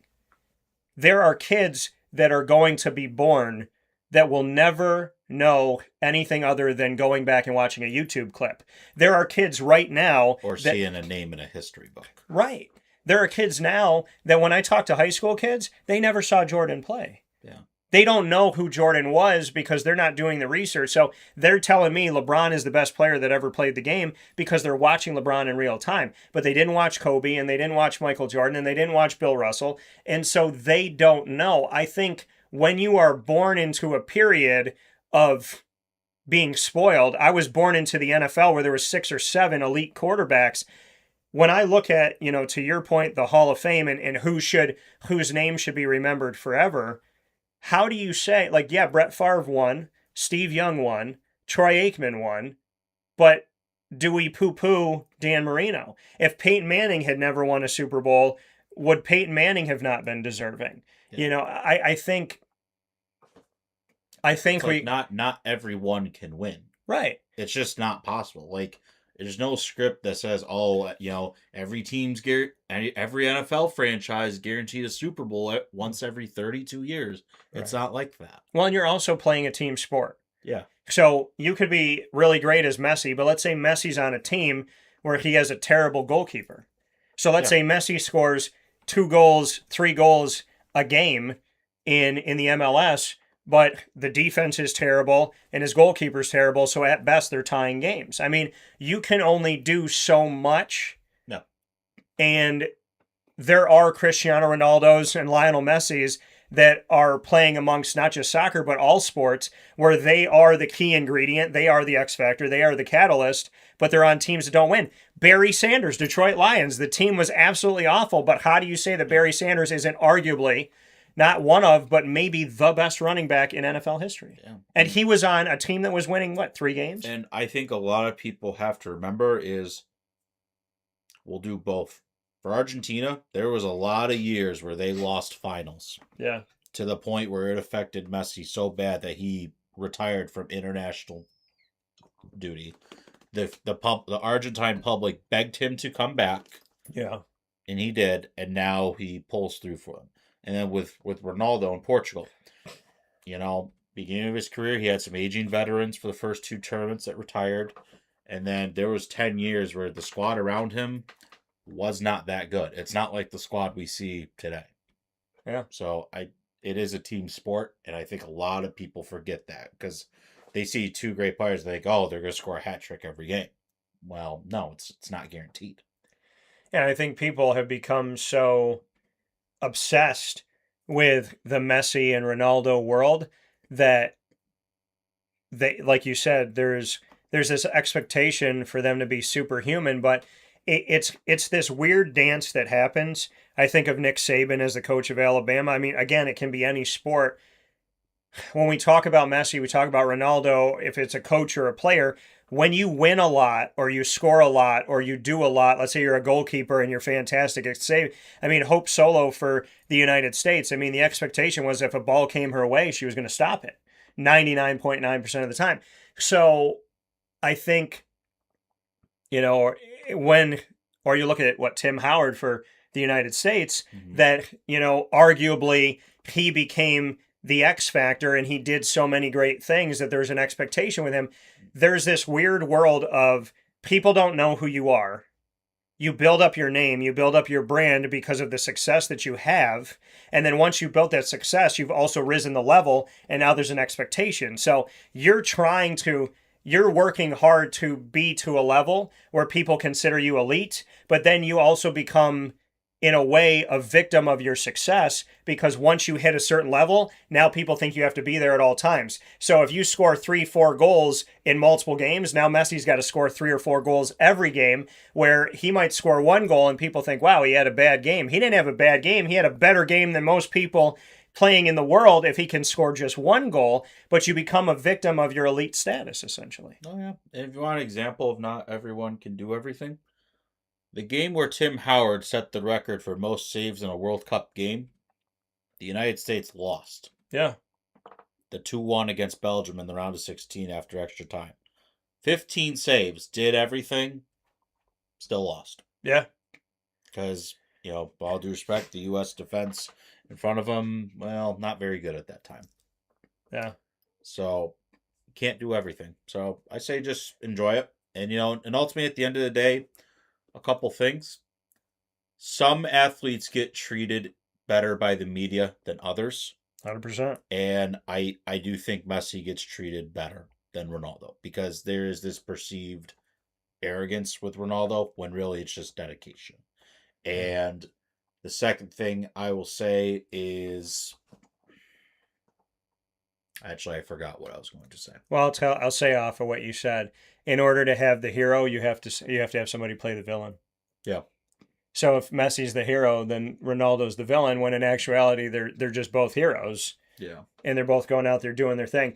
Another name that is known worldwide, Mbappe, he joined Klose on 16 World Cup goals in Monday's later kickoff with a double of his own as France beat Iraq 3-0. So Mbappe is chasing Messi. We're seeing, again, so we talk about Messi's playing in real time, Ronaldo's playing in real time, Mbappe's playing in real time, and if Messi is to maybe go a game or 2 without scoring, here is Messi setting the new World Cup record, but Mbappe could tie Messi, could lead, could go advance. If France gets farther than Argentina in this World Cup, we're talking about in real time history happening in the moment in present day that Mbappe, who is not in the spotlight as much as Messi, could tie and or pass Messi. So we could see Messi make history and then Mbappe make history and then fight with each other. And then it could really come down to which country is the last one standing. And what if they're playing each other for the championship? Like last time. I mean, it's pretty crazy, though, to think plus, Mbappe's right there. The other thing is, even regardless of who ends on top at the end of this tournament, Mbappe has 1 or 2 more World Cups in him. Messi, this is probably it. Yeah. To be honest, I'm surprised he even made it to this World Cup, but he wanted to do it, so he did. And good for him. But I don't know, Messi has another 4 years because age 43, you can be an outlier, but Father Time catches up with everybody. Well, and here's the question that comes up. If and when Mbappe passes Messi, will he be given the same amount of flowers that the media has given to Messi? I don't think so. Maybe similar. Yeah. I don't think so. Because, Messi is the... he's a good boy, perfect for media. Yeah. Other athletes, like Mbappe has a little arrogance to him. Mm-hmm. But, part of it is because he plays for Real Madrid where the pressure is always there. Yeah. So I don't know if his criticisms are always fair. And can we shout out Real Madrid, who has had so many of these, greatest players of all time coming through Real Madrid? I mean, think about the history of some of the people you've named that have played for Real Madrid. And you talk about elite status and what's expected of you there. We look at worldly players that come from all different countries and end up being on Real Madrid's roster. If you look at the historical roster of Real Madrid, we are essentially seeing some of the greatest players, top 10, top 5 players of all time, all playing for the same franchise at one point or another. Mm-hmm. I just wanted to give more love to Spain because you deserve it. So, we're going to take a step aside for a fast break. When we come back, we're going to take a look at the groups. We'll bring it up on the big board. We'll let you know who's already advanced once again. We'll talk about those 7 and we'll talk about, what is close, as well as get into the matchups of this week, matchups of today that can really decide something. And the fact that Mexico is through, the United States are through. So of the North American FIFA World Cup, the 3 countries that are responsible for this, Canada, Mexico, and the United States, 2 of the 3 have advanced. Canada's group is wide open. Literally 1 through 4, any one of them can make it. Nobody's eliminated, nobody's through yet. So Canada's group is really going to be interesting, and they're going to have a say in this thing very quickly as they jump back into action. So we'll talk about that right now, as we know that things are heating up in the World Cup and decisions will be made, maybe within the next 24 hours or less. We'll be back right after this inside the Great Lakes Honda City Studios. Stay with us.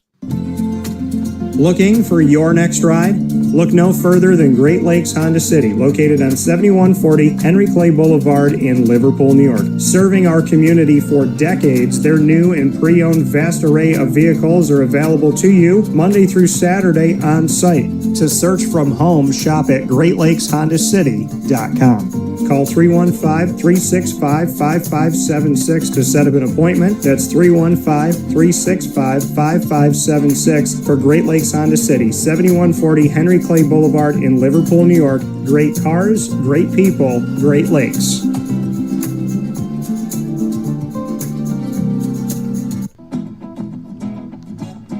Hi, this is Amy from Mother's Cupboard, home of the whole frittata. We are open daily 6 a.m. to 1:30 p.m. For takeout orders, call 315-432-0942 and tune in to Wake Up Call with Dan Tortora for our monthly food challenge and try our Wake Up Call signature menu item available 7 days a week. Here at Mother's Cupboard, we are Central New York, and it's our honor to serve you.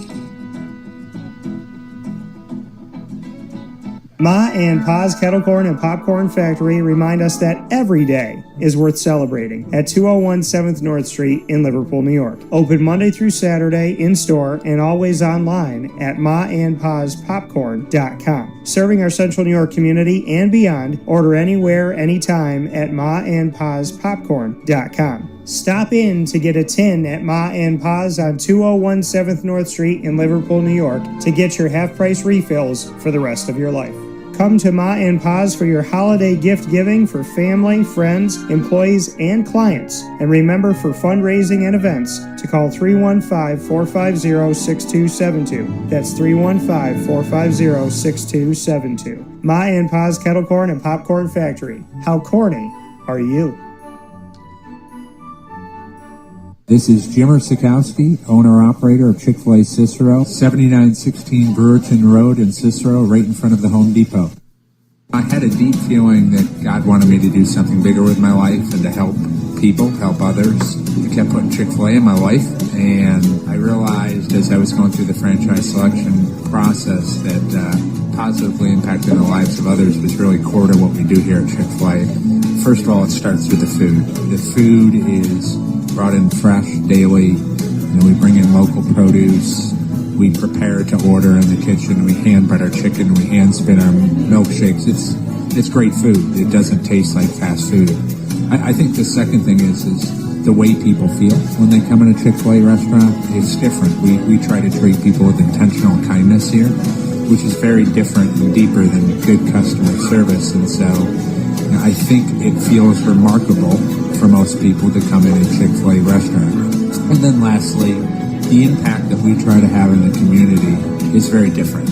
It's a big part of the expectation of every operator of a Chick-fil-A restaurant is that they're actively engaged in their community, they're a leader in the community, and they're making a difference. When they realize that what we're striving to do is to shine a little light in their life, that's a very, very different experience than you will have at any other quick service restaurant.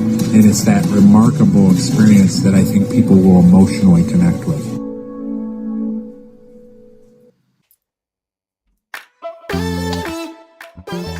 Hi, this is Chris Rauda. And Colleen Rakowski from Gray's Craze of Clay. It's a fun, innovative, upscale catering solution. We've turned eating into a whole new experience. Each of our boards is packed with delicious mix of artisan cheeses. We use premium cured meats, fresh fruits, nuts, and all of the sweet touches that really bring out the best in every perfect bite. We offer something as small as a grab and go that feeds one, maybe two people, to our large board that can serve anywhere up to 25, 28 people. So we have the ability to really meet and hopefully exceed all of our customers' expectations when it comes to the different varieties of things that we have. Charcuterie boards or boxes are healthy, fresh, delicious. They're made to order. We're baking the breads here daily. We're baking the cookies here daily. All of our dips are homemade, made in-house. All of our spreads are all made in-house. When you open that board or box that we have delivered or you have picked up, we want you to know that it was made with care and designed to completely elevate your event, celebration, or meeting. We've catered parties and events for up to 300 people. So if you're walking in to grab something for lunch or something for date night or movie night, that's great too. Our events go from you eating in the car on the way home to a catering event in a rehearsal dinner or cocktail hour or party. When we do, again, know what the event is, specifically for a wedding, we like to schedule tastings so the bride and groom can come in and see what we have to offer, and we can then, as we talk, to try to understand what they're looking for, what the venue's like. We do like to have that one-on-one interaction when it comes to catering bigger events. Our address is 4599 State Route 31, Suite 5 in Clay, New York. We're on the corner of Route 31 and Henry Clay at Clay Marketplace. You can order on the phone by calling area code 315-409-4171 or online at grayscraze.com/clay-ny. Come visit us at Gray's Craze of Clay, New York, where we want you to celebrate everything. Hey everybody, this is Rockney Roberts from Willow Rock Brewing Company. We are here in Cicero at the Willow Rock Pizza Pub. And I'm Kevin Williams, also from Willow Rock Brewing Company. Happy to be here and happy to be partnering with CNS and Dan Tortora. You want some place where you can feel comfortable and hopefully ingratiate yourself with the community. And Kevin, he grew up right down the road from here. I grew up in Brewerton, so not too far away. We know the area, we know the people, they're great, and we were just really excited to be able to come to the area. Yeah, and having the opportunity to meet some of these coaches, some of the people in general already, and seeing the CNS colors kind of around, and already partnering on a smaller level with individual teams really made this make sense to us to really formalize kind of a partnership with the school and get this rolling. You know, Willow Rock to me has always been about high quality beverages, high quality experiences, and now high quality food in our pizza pub. You know, that was something new for us when we came to Cicero. Right from the drop, we knew we were going to have a focus on the highest quality food to go with our high quality beer. At the Willow Rock Pizza Pub, you're getting high quality, hand cut, top notch ingredients. We're open for lunch. That's a really important thing for us, is to be able to get that person in here like, hey, you only got 30 minutes for lunch, but we're gonna have something for you that you can get quickly and available to everybody. Yeah, we wanted something that was just a little bit outside the box, a little bit outside of comfort zone, but still something that you could rely on to be consistent and easy to look at and easy to be like, oh, I can see myself eating this. I can see myself wanting to have that more than once. Eating a whole pizza like our beef on weck pizza, I've never seen one anywhere. It's just a great ideas, great inspiration across the board. We're their spot to stop. We're their friendly neighborhood watering hole, as well as pizza place and place to stop for a restaurant. Not just beer drinkers here. We've got wines, we got cocktails, we got non-alcoholic stuff for the kids. The location is more important today than it ever has been before, and we're lucky enough to be here in Cicero. The Willow Rock Pizza Pub is a place where you can bring your family. You can come in, you can grab a soda, you can relax. You can come after a game, before a game, your parents, your grandparents. Our goal is to make sure that everyone's comfortable here. We want students, we want athletes, we want your coaches. It's going to be a good time. So come here, enjoy the high quality food, high quality beverage that we're going to offer to everybody. And hey, go North Stars. We're so happy to have the North Stars. We are very much a kid-friendly establishment. We have tons of space outside for everybody to be playing outside, as well as listening to live music, enjoying some pizza. The Willow Rock Pizza Pub is open 6 days a week here in Cicero. That is Tuesday through Sunday. And our website is willowrockbrew.com, and our socials are at Willow Rock Brew. So find us on the net, find us in person. We'll see you soon. And a welcome back here to Wake Up Call with Dan Tortora. We are inside the Great Lakes Honda City Studios. Thanks for being with us here. Great Lakes Honda City coming to you on 7140 Henry Clay Boulevard in Liverpool, New York. They are open for sales and service Monday through Saturday and all the time online at greatlakeshondacity.com. We call this World Cup on Call, and I am here with Zach Bowden, myself, Dan Tortora, a.k.a. DT. We know some teams have already made it through. Let's take a look at how the groups shake out right now and where everything stands in the grand scheme of things. We have groups A through L for the first time ever. We used to stop at H, and now we've added these 4 and added 16 more countries. So now the World Cup used to start with 32. Now we're trying to advance to the round of 32. Like or dislike that the group stages now does not present us with 32 teams, and we have essentially an extra round. I think the jury is still out about whether to like it or not, but I'd say for now it's good. Yeah. And so as we look at it, we know that Mexico has moved forward from Group A, and let's go back to Group A here for a second. When we look at Group A, no one has been knocked out yet. The Korea Republic comes to us with 3 points currently through 2 games. We have Czechia with 1, South Africa with 1. So any one of these 3 teams can make it through. Mexico, we know, is already there. Feet to the fire. What are your thoughts on who's going to make it out of this? And I guess, essentially, as we look at the next time that Group A will be in action, I want to go and look at that scheduling for Group A.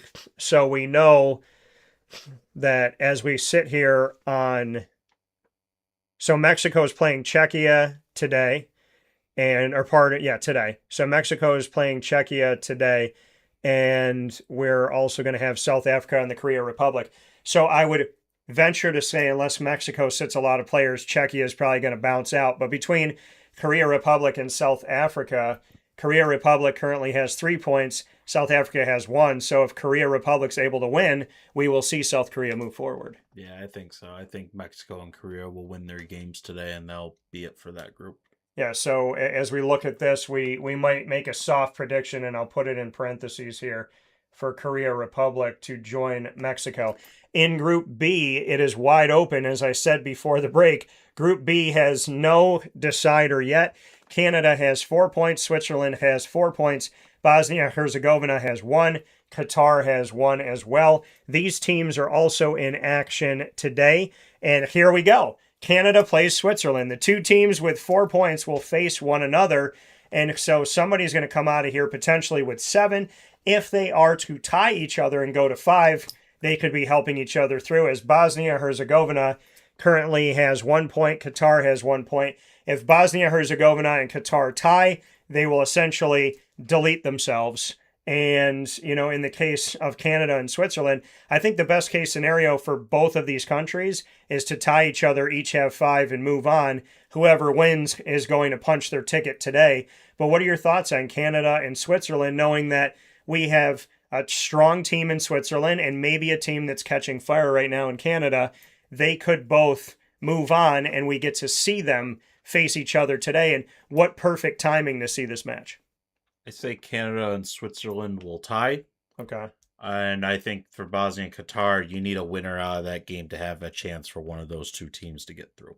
Yeah, so I would still say this group, it's kind of decided, but it's also kind of still too close to call. Yeah, very true. So I think Canada and Switzerland, we're looking at the potential of them both going through. We'll see. If one of these teams is able to win, it'll bounce them to 7. And then if we look at Bosnia-Herzegovina, Qatar, their matchup, if one of those teams is to win, what does that mean for the future here if Canada turns around and loses this? So I think, if you look at Bosnia-Herzegovina and you look at their games that they've had, they lost to Switzerland 4-1 and they tied with Canada. So if Bosnia-Herzegovina is to win after tying with Canada and Canada does not win, now you're looking at 2 teams with 4 points that tied each other. That could be an interesting thing there. And then you look at goals for, and Canada obviously has the help with the 6-0 win. It could be. So that'll be interesting here. So Canada, truly, you need to tie or you need to win. Canada cannot afford to lose. And then as we look at the Group C, where we have Brazil, Morocco, Haiti, and Scotland, Group C puts us in a place where Brazil is with 4, Morocco is with 4, Scotland and Haiti are with, Scotland has 3, and Haiti is already eliminated. So we know that Haiti is a non-factor in this, but we also know that today more of this is going to be decided. Scotland with 3 points, Brazil with 4. If Scotland somehow pulls this thing off, they would head to 6, leaving Brazil with 4 points. And Morocco could strike here because Morocco's playing Haiti. So we consider Morocco a win, let's say. Morocco's going to have 7. Best case scenario for Morocco is that Scotland either ties or defeats Brazil because it looks like Morocco's going to win. Morocco could very well win this group. I think so. I think the top 3 there, Brazil, Morocco, Scotland, will all be advancing. I think at this point, with Haiti being out, this group's kind of decided itself. Yeah. And so, we'll see what can happen here. Best case scenario for all involved, if Scotland is to tie with Brazil, Scotland would have 4, Brazil would have 5, and if Morocco defeats Haiti, they would have 7. So then you got 7, 5, and 4, putting these teams in a good place. Like I said, I anticipate that Morocco is going to win. If Morocco wins or Brazil wins, they'll both move forward with 7, and then we'll see what happens with Scotland from there. Yeah, I think so. So the United States in Group D, we know that they are through. Australia has 3 points. Paraguay has 3 points as well. And as we look at Australia and Paraguay, as we step into the games that are going to be happening, we know that coming up, Australia and Paraguay, again, just like sports typically does, you set up the schedule before the games are played or before you know who's going to win what. So you set up the schedule, then you see who wins, loses, or draws, and then somehow this schedule that was preset ends up being the perfect schedule because the nightcap at 11 p.m. Eastern Time this Thursday, June 25th, for those of you watching and listening live, Australia and Paraguay will face each other. The United States is already through. Whoever wins this game is going to get through as they both have 3 points. If they tie each other, they will help each other along the way. Turkey is already out. So Australia, Paraguay, again, yet another match like Canada, Switzerland that was set up in the scheduling well ahead of time, and it ends up becoming the marquee game for the actual group. Yeah, I think U.S. already has the job done. So I think Australia will win because if you have a bunch of teams with 4 points in those third place rankings, I think you need 5 to sit a little more comfortable. So I'm going to say U.S. and Australia. Yeah, so this will be an interesting road here because if Australia is to tie with Paraguay is able to get this game to end in a draw. This could make things very interesting, but I do feel good about Australia still. Group E, we have Germany already through. The Ivory Coast has 3 points. Ecuador and Curacao each have 1. The matchups that these teams will have as we step forward, we will have Germany and Ecuador and the Ivory Coast and Curacao. I think the Ivory Coast is obviously set up better than the other two. If the Ivory Coast is able to win this game, my dark horse that I've circled would have 6 points and it would send the Ivory Coast in.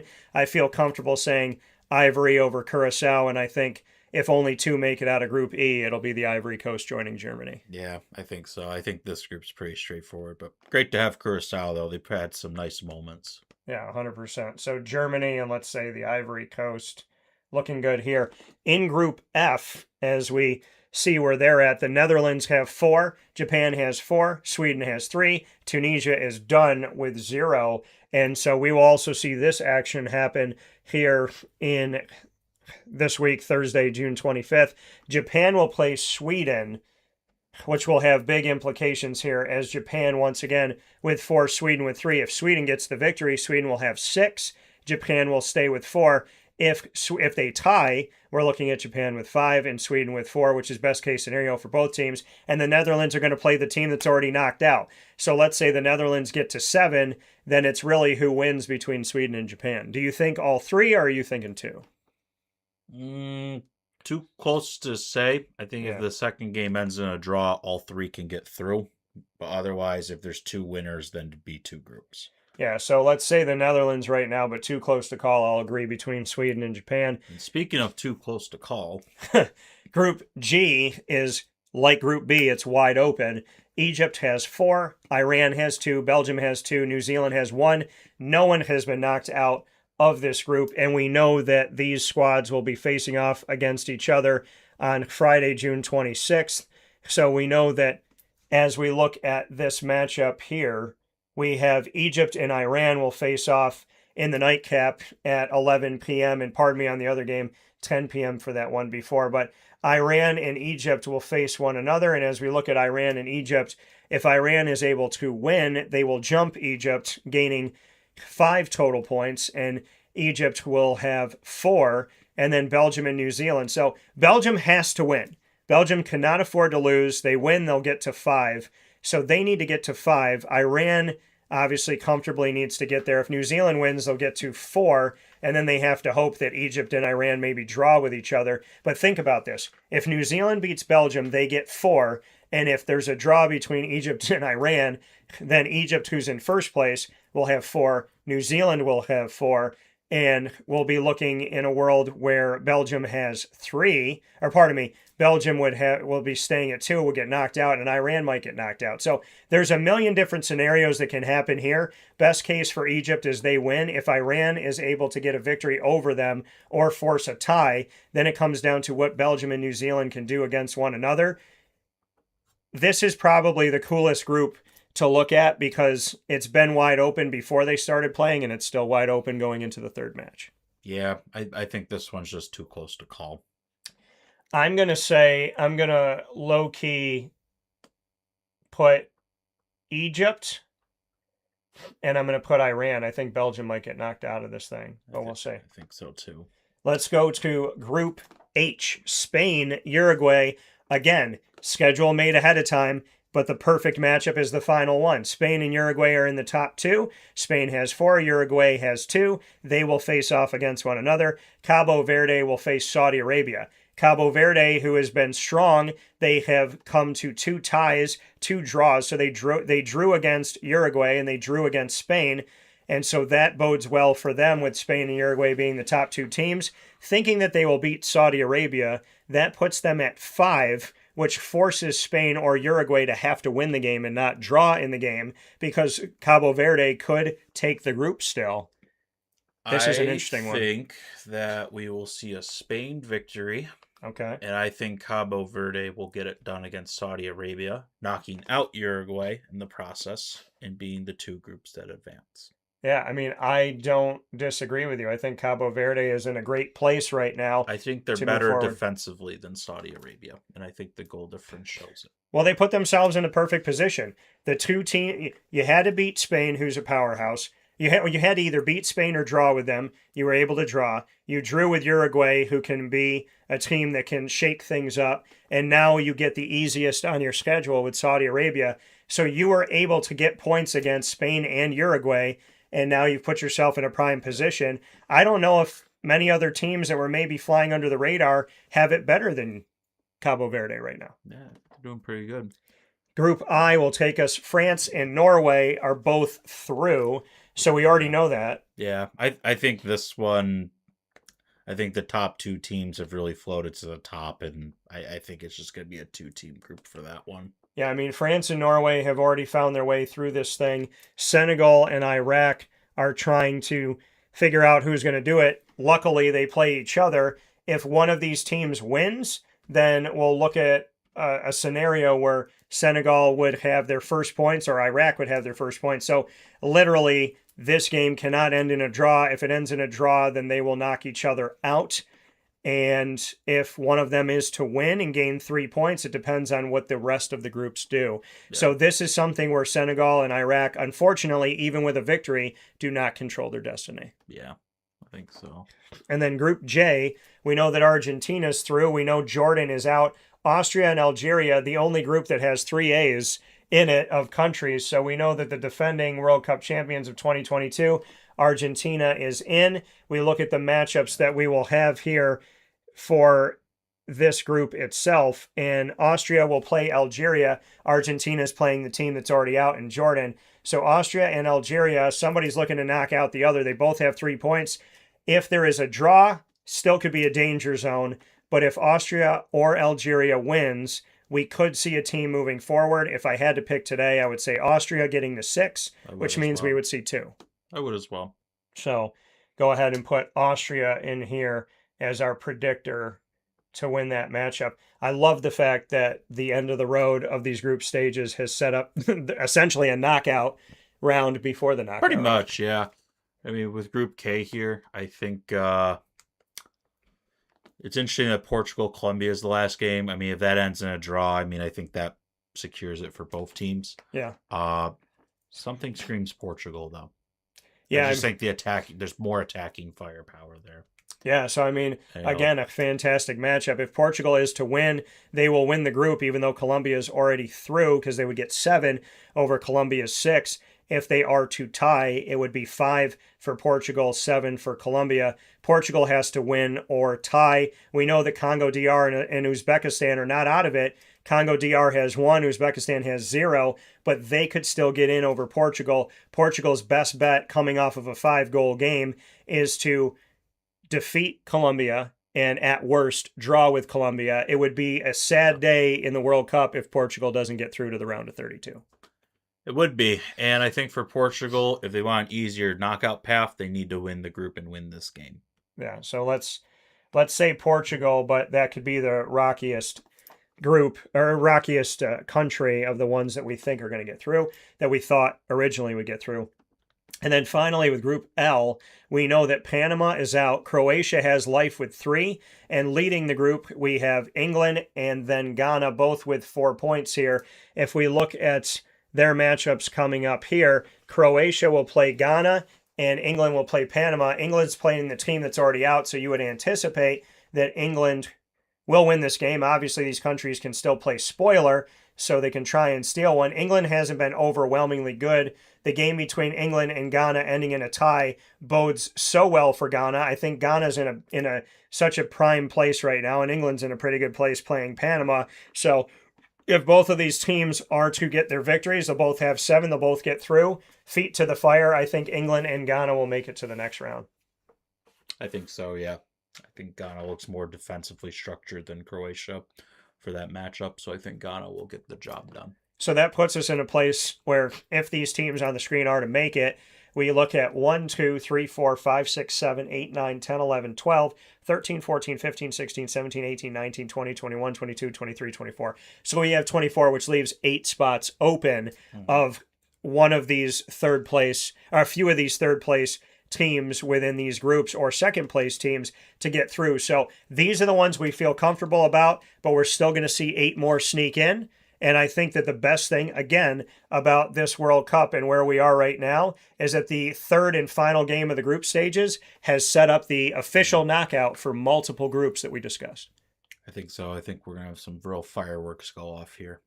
So with that being said, for Zach Bowd and myself, Dan Tortora, we're going to take a step aside. I will follow you back. Zach is going to hop out of the studio here. We appreciate him being here for 2 hours here inside the Great Lakes Honda City Studios. So we'll be back right after this fast break, and I'll lead you through the rest of the way. Thank you, Zach. Appreciate it.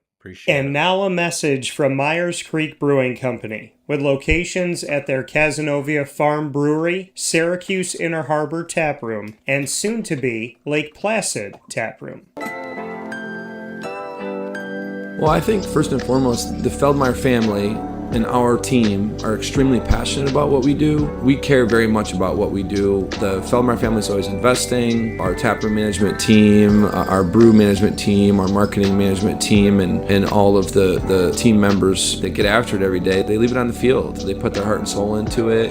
I know for a fact that everyone that works at Myers Creek wants to be there, and we want them to be there. You know, we want them to feel good about their job. And again, if you've never been to a Myers Creek, especially to the brewery, I mean, I want your eyes to open really big. I want you to see how big of a brand this is. I want you to see where we're going. The sky is the limit, and I feel very proud of that, and I'm very excited about that. When you think of designing a menu for a brewery, it's kind of open to a lot of different interpretations. I mean, you can do American, you can do Asian, you can do Italian, and you just have to find, you know, how that meets that pub style dining experience, that gastropub vibe. And I think it's super fun for us because obviously we know that, you know, everyone in the world's going to sell a pizza or a burger or a french fry, but what can we do to be different? And what can we do to be true to who we are? We are a brewery, you know, a brew pub. So the flavor profiles are kind of all over the place. And I think it's super cool that we have a massive smoker at the brewery in Cazenovia, and we smoke a lot of our products. We have a delicious smoked turkey. We have barbecue ribs on Sundays. From a pulled pork sandwich to a chicken wing, you go to the Inner Harbor and you go to the Kaz location and you'll find similarities in the menu, but also things that are a little different and also kind of fit those different demographics or different communities, and also hopefully just drive you to try every tap room that we have open at some point because you get a little something different at each one.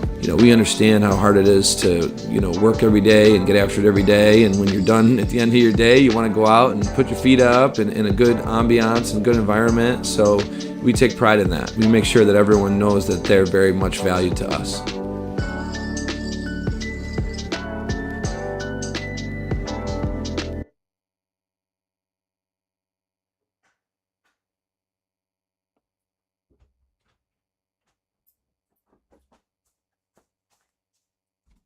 Avicoli's restaurant, located on 7839 Oswego Road in Liverpool, New York, has been serving our community for decades. Your place to go for home cooking on the corner of Route 57 and Wetzel Road is just minutes from Liverpool High School. And every single month, Wake Up Call with Dan Tortora is on site, on location, with Liverpool sports, student athletes, coaches, and administration telling their stories throughout the year. We look forward to seeing you on site at Avicoli's for their casual pizza side, their fine dining, as well as their bar. And of course, you can order online at myavicolis.com. That's myavicollis.com. For takeout, delivery, and catering, call 315-622-5100. That's 315-622-5100. Come on in to the neighborhood spot Avicoli's, open 7 days a week in Liverpool, New York.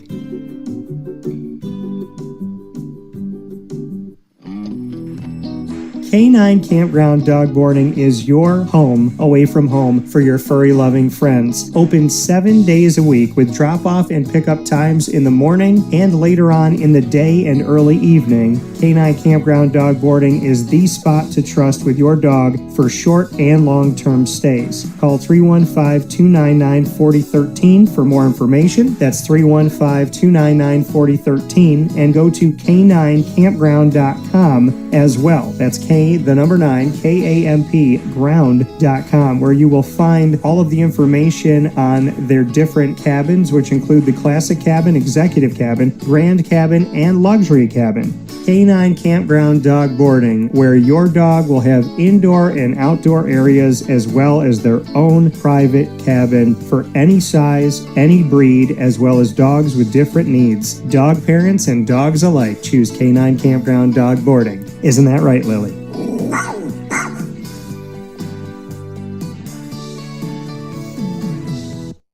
Hello, this is Dylan Husted, the owner of the Baked Potato Express. We do mostly big festivals or big corporate like private events. Typically just big festivals such as like Taste of Syracuse, Food Truck Battle, Battle of the Wings. I do the State Fair. They're ordering from a fresh food truck that is making real food and happy to make it and wants them to enjoy every bite. We season every potato before they go in the oven, and then they bake for an hour, and when they come out, we season them again after we cut them. We use real butter, real cheese, real ingredients, so it's all really good food and people love it. We have a lot of returning customers and regulars that we see very often. The customers really make a big impact, and this is a big food truck community. The events here are super busy. It's like in my blood. I like building things and creating stuff that people love, and me and my friends are the ones that run the truck, so it's kind of, we keep it a tight circle in there, and we have like a family sort of oriented truck, and it's a lot of fun, and we have a good time doing it, and people love our food, so it ends up making it well for everybody. You can contact the Baked Potato Express at thebakedpotatoexpress@gmail.com or the Baked Potato Express on Instagram or TikTok. We are very happy to be partnered up with Wake Up Call with Dan Tortora as the exclusive sponsor of the Annoying Moment of the Week. And be sure to try DT's baked potato creation at all of our food trucks. The Baked Potato Express. Let's get baked. Looking for your next ride? Look no further than Great Lakes Honda City, located on 7140 Henry Clay Boulevard in Liverpool, New York. Serving our community for decades, their new and pre-owned vast array of vehicles are available to you Monday through Saturday on site. To search from home, shop at GreatLakesHondaCity.com. Call 315-365-5576 to set up an appointment. That's 315-365-5576 for Great Lakes Honda City, 7140 Henry Clay Boulevard in Liverpool, New York. Great cars, great people, Great Lakes.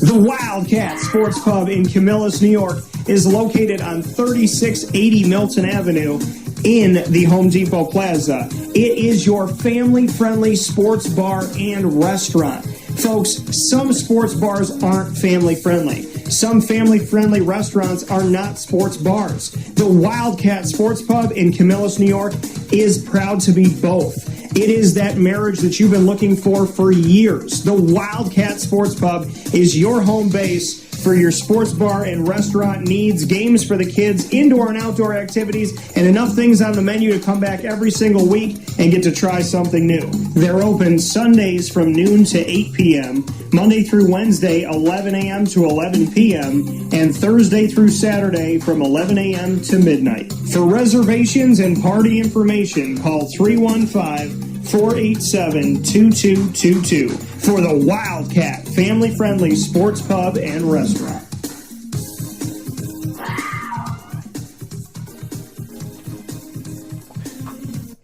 GG Cards and Breaks. Like, comment, subscribe. GG Cards and Breaks coming to you on 639 Delmar Place in Syracuse, New York is your one-stop sports card and trading card shop. Once again, GG Cards and Breaks, one-stop sports card and trading card shop. Make your way over to GG Cards and Breaks today and every Tuesday through Saturday from 10 to 6, Sundays from 10 to 5, and go and make a memory. Either a memory personally, just you, or bring over your kids, your mom, your dad, grandma, grandpa, girlfriend, boyfriend. There's something special about going to GG Cards and Breaks, getting closer to the players you love, the teams you love, and the games you love to play. It just really, truly is a remarkable place, and it's led by incredible people that care so deeply, starting with Josh and Anthony. So GG Cards and Breaks, it's more than just a sports card and trading card shop. They have so many wonderful things, but above all, they really care. They love it, and I love working with businesses that actually love what they sell, like love what they do. And, you know, I mean, if you go into a business and they don't appreciate the product, how can you truly appreciate it? And for me, going in there, knowing that they collect cards, they're big kids, they have fun with it, they love ripping open a pack or a box. There's a beauty in having a place where you can have your kid spirit run wild when it's led by people who have those kid spirits that do the same thing. So thank you to GG Cards and Breaks, 639 Delmar Place in Syracuse, New York. We look forward to seeing you there. Big time shout out to Chick-fil-A in DeWitt on the corner of Bridge Street and Erie Boulevard. They are the place for you to go right now for lunch. I hope you're heading over there to see Megan Sorber and her team. They have the pineapple dragon fruit, which is a new addition to the menu for a limited time. They also have those frosted beverages that have come up over the last few months. So I can get a Coke Zero or I could get a frosted Coke Zero, which is really cool. Nice treat off of something they already had, putting a new mix on it, which is truly a fun thing to do.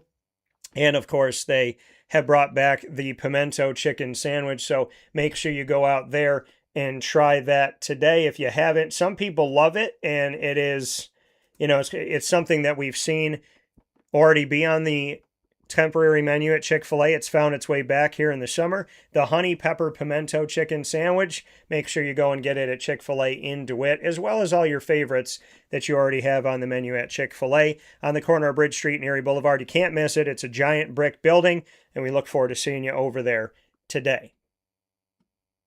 Hi, this is Gina Husted. I'm part owner of Skippy's Ice Cream. The other half is my better half, Don Husted Jr. When somebody comes up to the truck and it's a family, it's nice that the older generation is nostalgic and they can tell the younger generation, back in my day, we used to have the truck around our neighborhood. So now you're lucky because the truck can come to your party, and you're lucky that this truck is at a festival and you're getting to buy the ice cream. And basically we're ice cream that comes to you now, specifically comes to you, not for you waiting for us, we're coming to you. We will do neighborhoods if you have a block party. We do birthdays, we do anniversaries, we do celebrations of life, we do wedding showers, we do festivals, we'll do corporate events, we have a lot of corporate picnics, we have family reunions, so it's a whole wide range of whatever party you have, we'd love to be at. We're so appreciative of the community, always coming up to us at festivals and calling us to have different events. We have a lot of return customers. We always have people coming up to our truck. We're always there for the community. We always try to give back to different organizations and fundraisers, and so I think the community sees that. We like to give back to them. This is where we live. This is where we were raised. This is where our kids were raised. So the community is very special to us. I mean, obviously, we've lived here our whole lives. So it means a lot that they come up to our truck and that they choose us, because we're just there to please the community and deal with as many people as we can in this community, because this is, like I said, where we were born and raised. If you'd like to get in touch with Skippy's Ice Cream and have us at your next event, I would suggest using our email, skipthecake, skipthecake,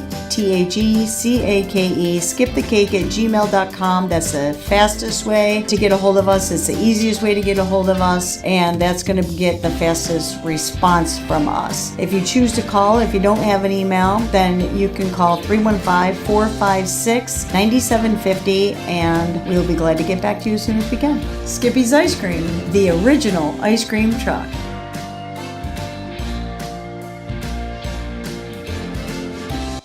And And a welcome back here to Wake Up Call with Dan Tortora inside the Great Lakes Honda City studios.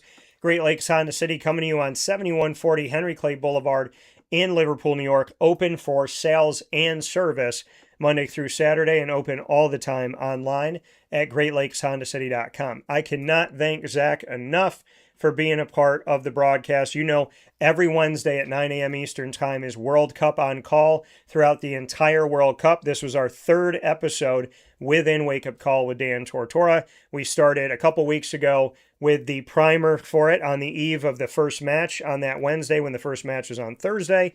And then we followed with last week, and now here we are today. Today was the longest episode of World Cup on call as we went 2+ hours bringing you our World Cup coverage. And every Wednesday at 9 a.m. Eastern Time, you can set that dial and keep it, knowing that the World Cup on call is here every Wednesday starting at 9 a.m. on youtube.com and facebook.com, both /wakeupcalldt, and on wakeupcalldt.mixlr.com, Monday through Friday from 9 a.m. to 11 a.m. Eastern Time. You'll find us here, and every Wednesday at 9 a.m. Eastern Time for the World Cup coverage called World Cup on Call. I appreciate you being here with us, and of course, once the shows go live, they hop into the archive, including this one that'll be there very shortly on Amazon Music, Audible, iHeartRadio, iTunes, and Apple Podcasts, Player FM, Podbean, Podchaser.com, Podvine, Spotify, TuneIn, and YouTube. All you have to do is search Wake Up Call with Dan Tortora, or one word, Wake Up Call DT. Of course, you could find us also connected with the wonderful partners in Central and Upstate New York, Great Lakes Honda City, the Wildcat Sports Pub, GG Cards and Brakes, Ma and Pa's, the snack capital of the world, Myers Creek with 2 locations, one on the countryside on 33 Rippleton Road in Casanova, and their massive location. The Smokers back out, very excited about that. And you can also find them in the Syracuse Inner Harbor right outside of downtown by the new Syracuse Aquarium that's being built on 720 Van Rensselaer Street in Syracuse, New York. The Baked Potato Express, the food truck that now features my baked potato, which is called my Wake Up Call Breakfast Potato, bacon, egg, and cheese with a drizzle of maple syrup on top of their well-seasoned and very soft potatoes at the Baked Potato Express. Get it at all events that you find the Baked Potato Express pulling up to.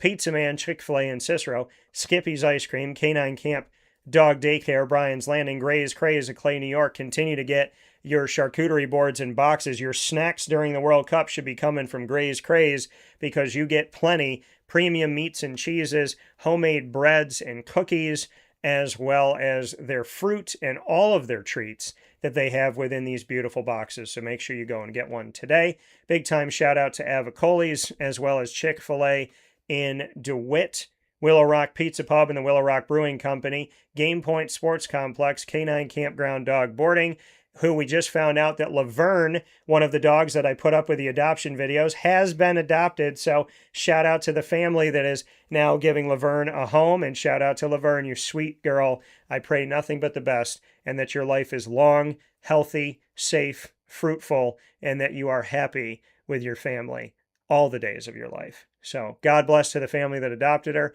and God bless to Miss Laverne and all that is to come. Mother's Cupboard, where I have my exclusive breakfast sandwich, the Cuse Mac Mother, bacon, egg, and cheese inside of 2 pieces of French toast. Cut it up and have it with some syrup. Pick it up and eat it like a sandwich. Go out and get it today. And a big time thanks and shout out to the Binghamton University Bearcats.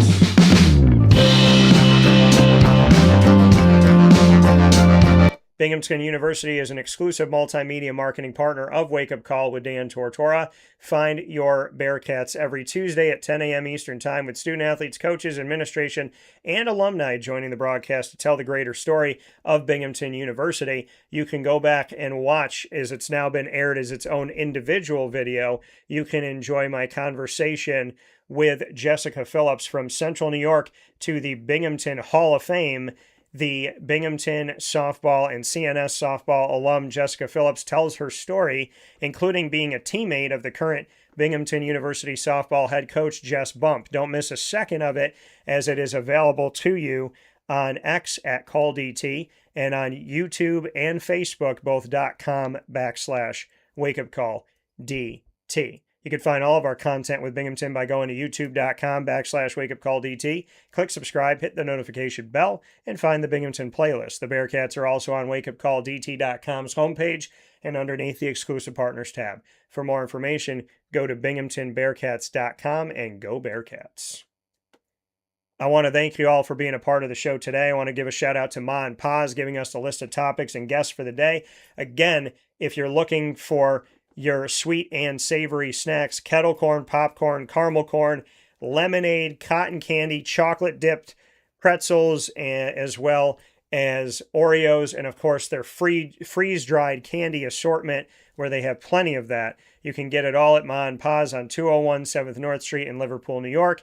And outside of the lemonade, that cotton candy, the kettle corn, caramel corn, their popcorn, all their many flavors, you can have it all shipped to you, their freeze-dried candy as well, by going to maandpaspopcorn.com if you live out of the area or out of state, so make sure you do that. From the Great Lakes Honda City Studios, no better place to get a car.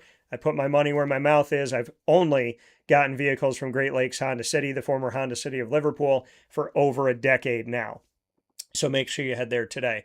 Facebook at WakeUpCallDT, X at CallDT, Instagram at WakeUpCall_DT. For now, from Wake Up Call with Dan Tortora and the Great Lakes Honda City Studios, I say, God bless, no stress, do your best. We'll talk soon.